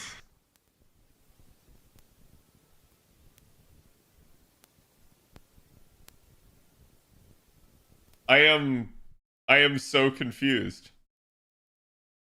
So admittedly, I don't know a lot about Doctor Who, but I assume it's not normally that bad. Spooky ghost freaks out husky. Hey, Okay. Skya, do you want to hear a spooky story? Really? Okay, I'll tell it to you then, okay? Once upon a time, there lived a very... No, Skya, do you want me to tell the story or not? Okay, then let me say it. Once upon a time, in a not too distant place, there lived a very sassy dog. She was so sassy, in fact, that she was known as the sassiest dog across the land.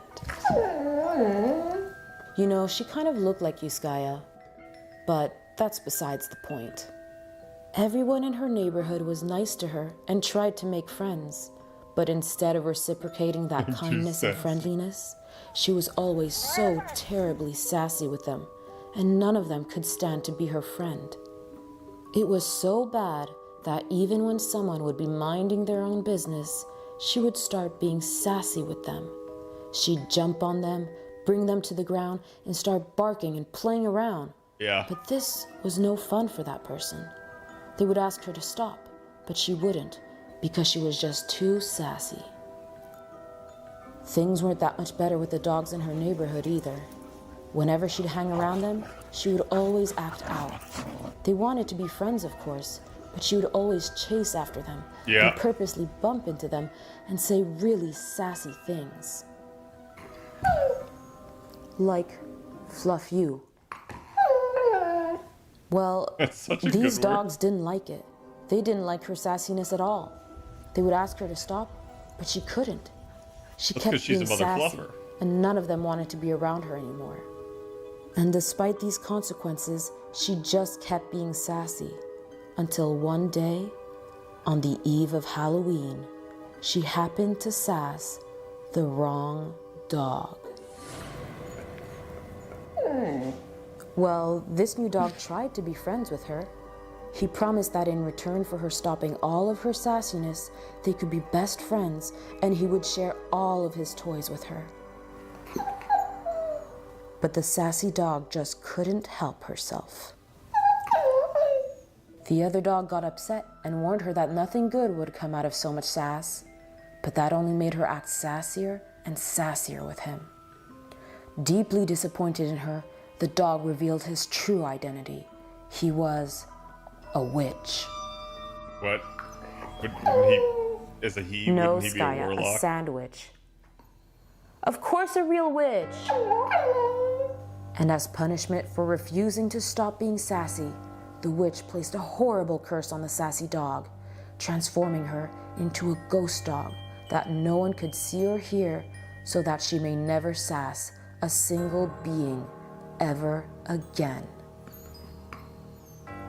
And every year since, when Halloween comes around, the sassy ghost dog roams the land, searching for the sassiest dog around to consume their soul, steal their body, and become a real dog again.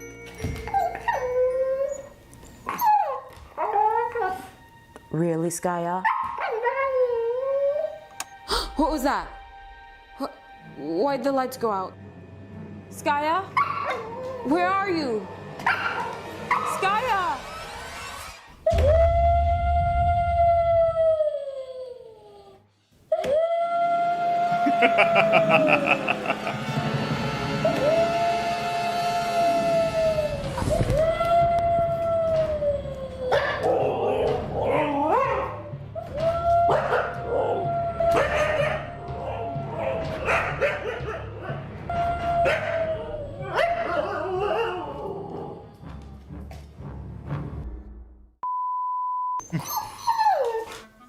What?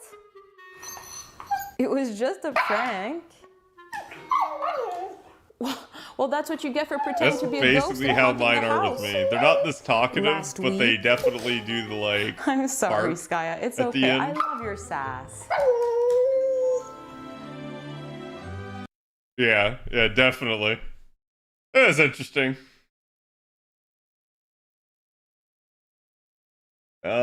Oh god, cocaine shark? Please, I need this in my life.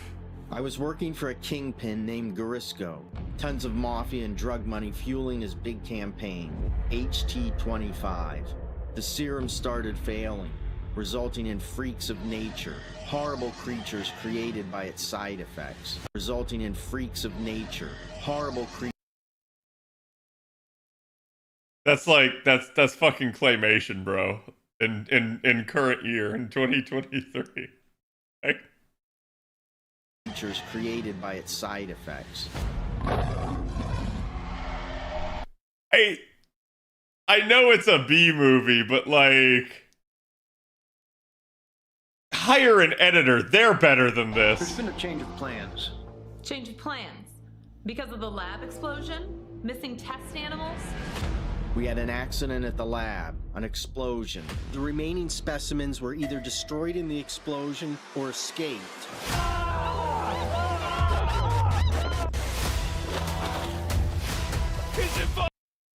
Wouldn't they not be a remaining specimen then at that point? Like, my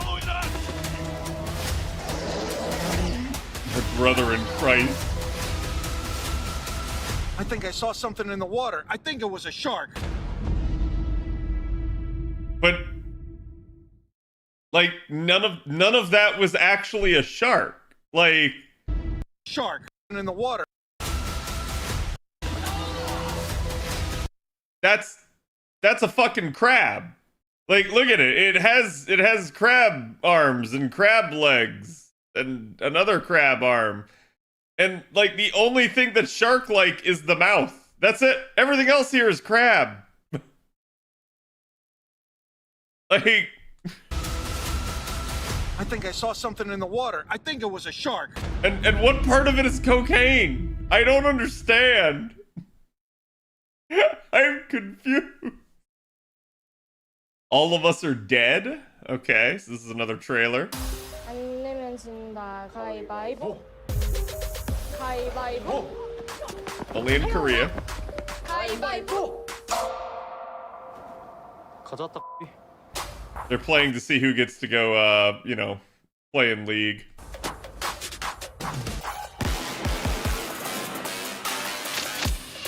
바이러스란 살아남고자 하는 본능은 지능을 뛰어넘고 인류는 바이러스와의 싸움에서 단 한 번도 이긴 적이 없어. 그럼 교과서가 틀린 거예요? Look, chat. 바이러스와의 싸움에서 단 한 번도 이긴 적이 없어. 그럼 It's Faker. It's Faker. That's Faker. I know it. I know League people. It's Faker. 교과서가 틀린 거예요? 틀렸어. 야.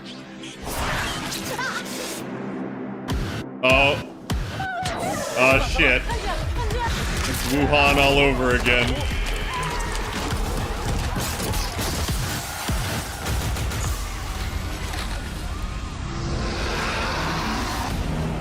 뭔데 무슨 일인데? 부산행이다. 좀비가 왜 학교에 나와? 영화에 나와야지.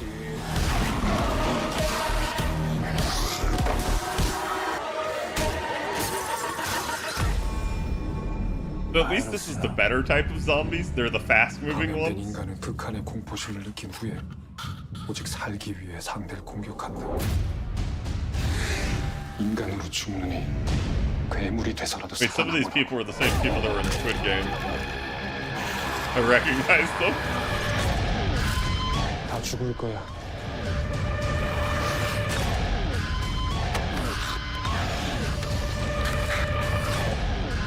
희망 같은 거 갖지 마요.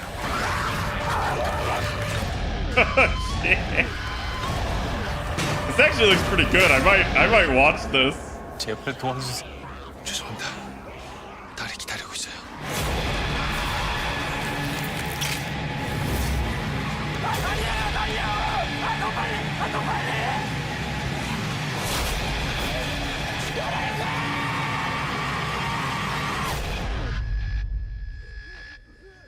손 놓지 마. 놓치지도 말고. 맞다.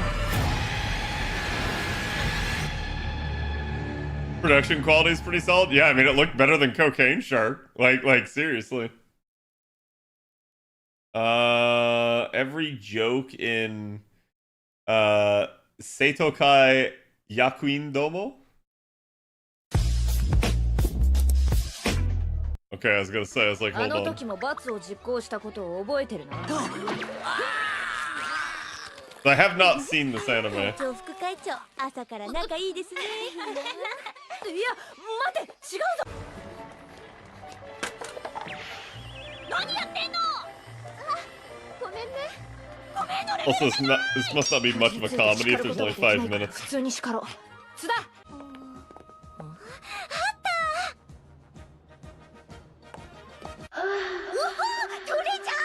そっちが先かよ。 Nice. パーティー並みにお集まりで。なんだ？金的には気をつけろよ。そんな心配初めてされたぞ。一番好きだったのはかくれんぼかな。そして今の探す相手は兄でなくエッジボンか。え？会長エスパー。え？あれも風紀を乱す行為？うん。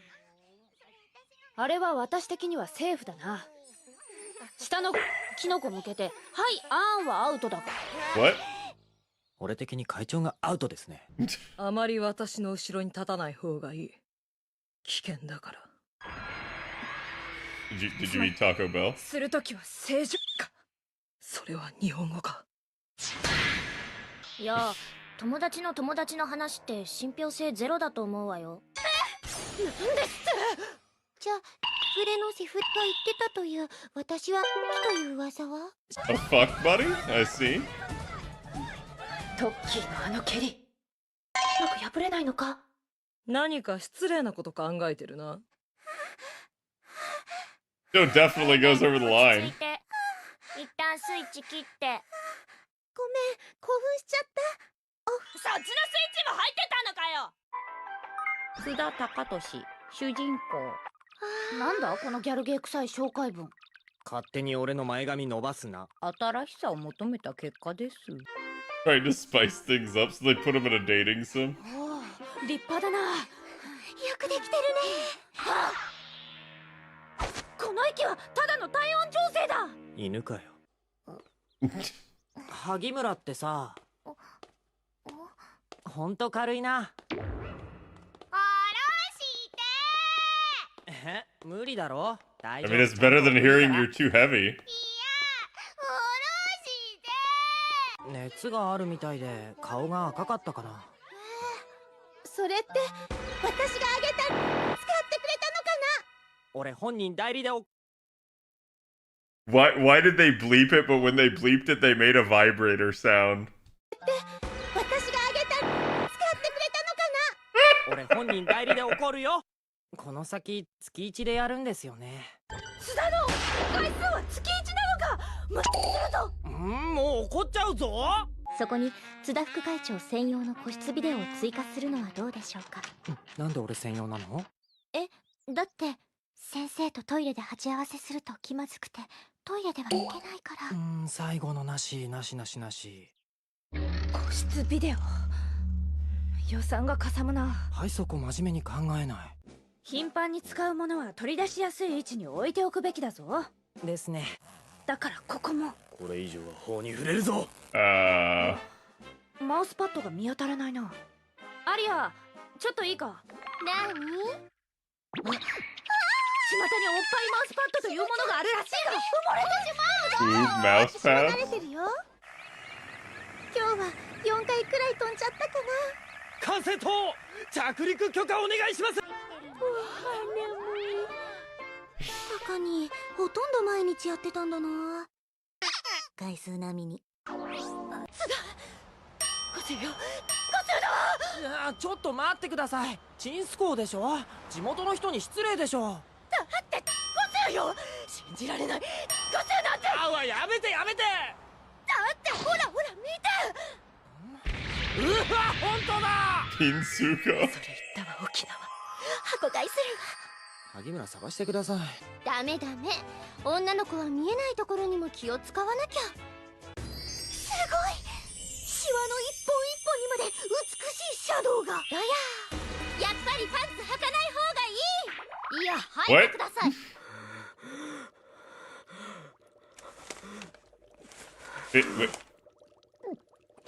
まずは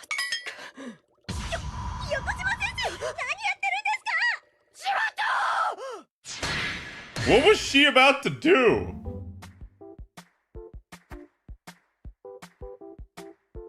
Looks like she was gonna eat aquarium gravel or some shit.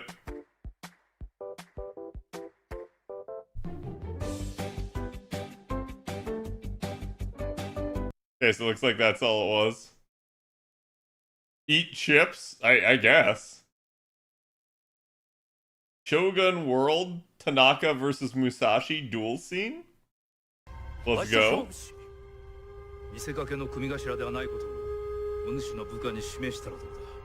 Bro, this guy's in like every Japanese role ever. I don't know which actor he is, but...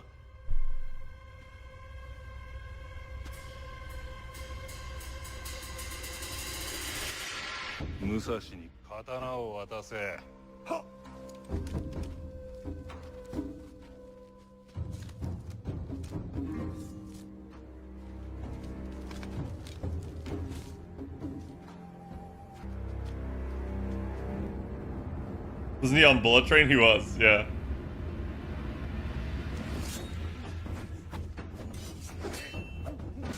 It doesn't even look like he's trying to hit there at first. Just waving it around in a choreographed motion.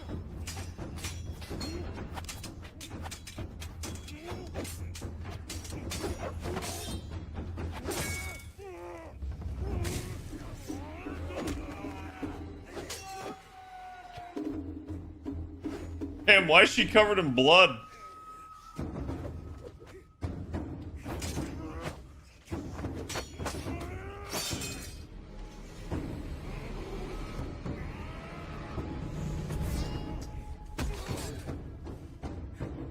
Oh, now he's got two swords.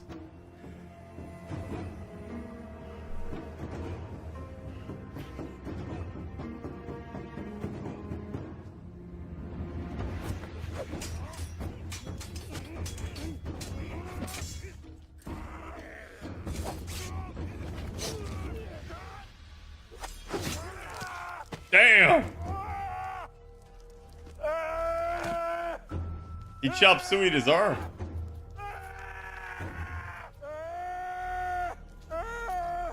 Look like you could use a hand.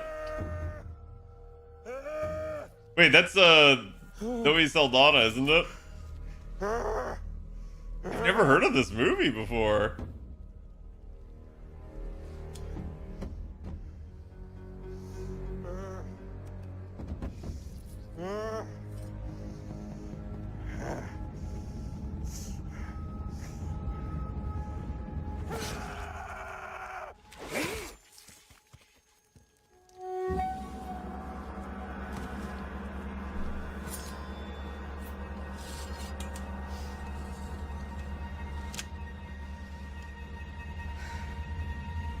You gonna use his NP? Apparently.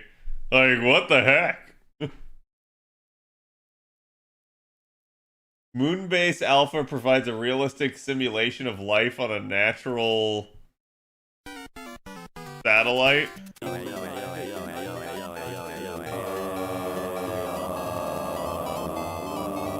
Holla get dollar. John Madden, John Madden, John Madden, John Madden. Well, I don't watch Moonbase shit. Exclamation point, question mark, exclamation point, question mark, ayu, ayu, ayu, ayu, ayu, ayu. 999, Just reading everything in the chat. Right now. 999. John Madden. John Madden. John Madden. Football. John Merv.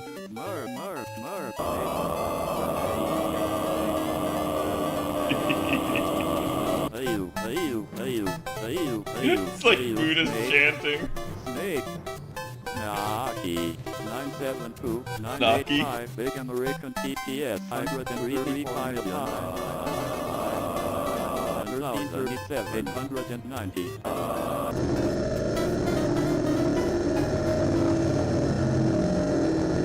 Yeah. Yeah.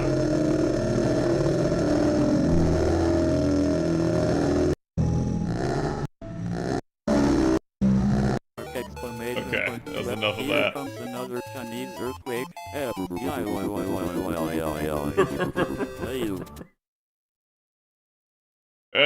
was dumb.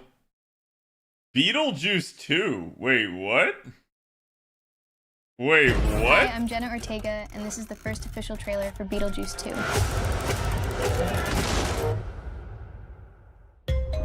So, tell me something. Do you believe in the afterlife? Do you believe in looking in the mirror and saying a certain word 3 times? Beetlejuice. Do you really want to see what lies beyond? That was some crappy CGI right there. Let me show you. Wait, why After isn't all it these synced years, somehow you're back here. Oh, yeah. Why is it desync? It's showtime. The netherworld is making its way to right here. We have no idea what's coming next. Get ready. Another BS one. Oh, it's not actually real. Okay, I was gonna say, like, I immediately smelled a rat where it's like... Somehow you're back here. Oh, yeah. Hold on, where was it? After all these... Do you really want to see 3 times? Beetlejuice. So, like, this right here, the You background really is wanna see not the same as her. That's why I said it looked like shitty CGI. Keanu Reeves versus Golem Samurai Duel Death. Or Death Duel. Oh, this is from 47. Whoops, that's not what I meant to click on.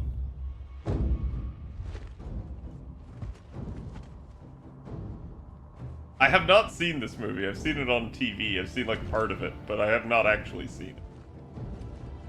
So I don't really know. I just assumed it was like, well, Tom Cruise can go act like he's a American samurai, so I can do it too. Who is that? My fighter. It looks like a villain from a fucking Sentai. I'm sure your father's champion will be an even contest. Wait, why are there subtitles? Not that hard to understand. Bro, he hitting that opium! Yasuno!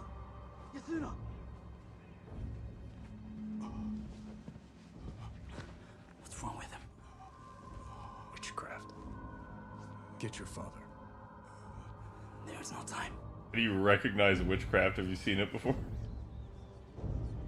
See? I told you he's in everything! It's the same dude, chat!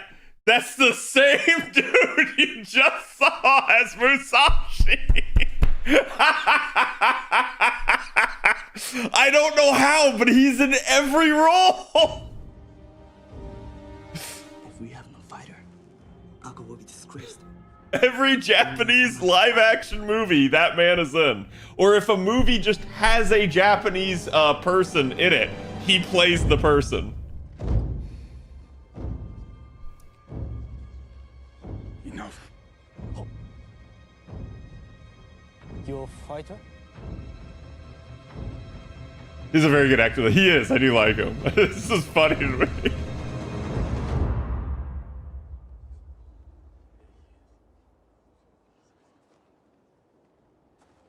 It's me, Keanu-sama.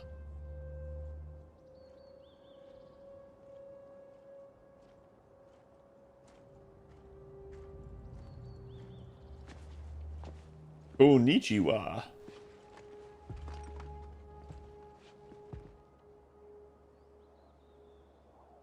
Champions, prepare for combat. Bring them steel.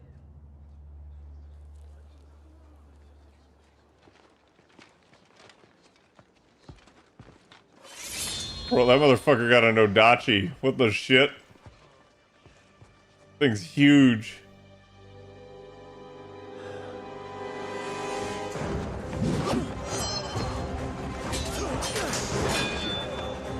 Also, nice helmet so that they can have the stunt double do it instead of Keanu.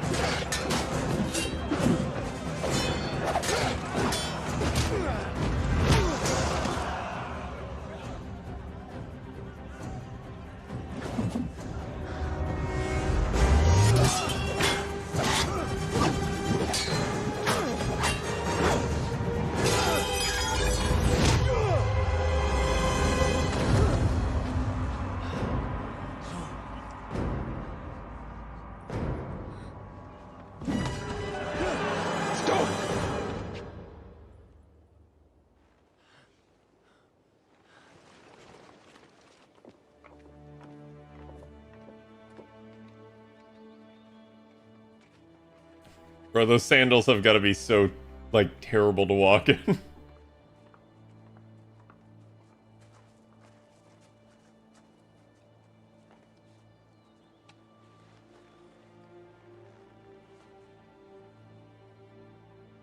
You are not a samurai.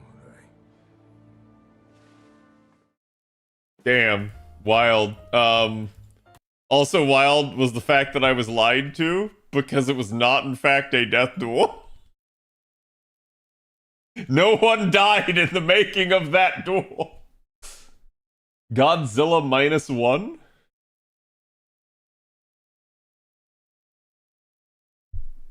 Wait, -1? Is this another... Wait, isn't the story of Godzilla that he's basically like a Komodo dragon that got, like, radioactive from getting nuked? Type of deal. I think that's like the OG story. I don't remember. But let me end stream here tonight, chat. I hope you guys enjoyed our media share night. And like I said, I did want to make it at least somewhat horror themed. I know it wasn't too terrible, but I didn't give you guys a lot of notice on this one, so I'm sorry. Mr. CZ's on tonight though, so I'm gonna send you guys over his way. Again, I hope you guys enjoyed. Tomorrow is, if I remember correctly, let me actually go look, because I don't remember.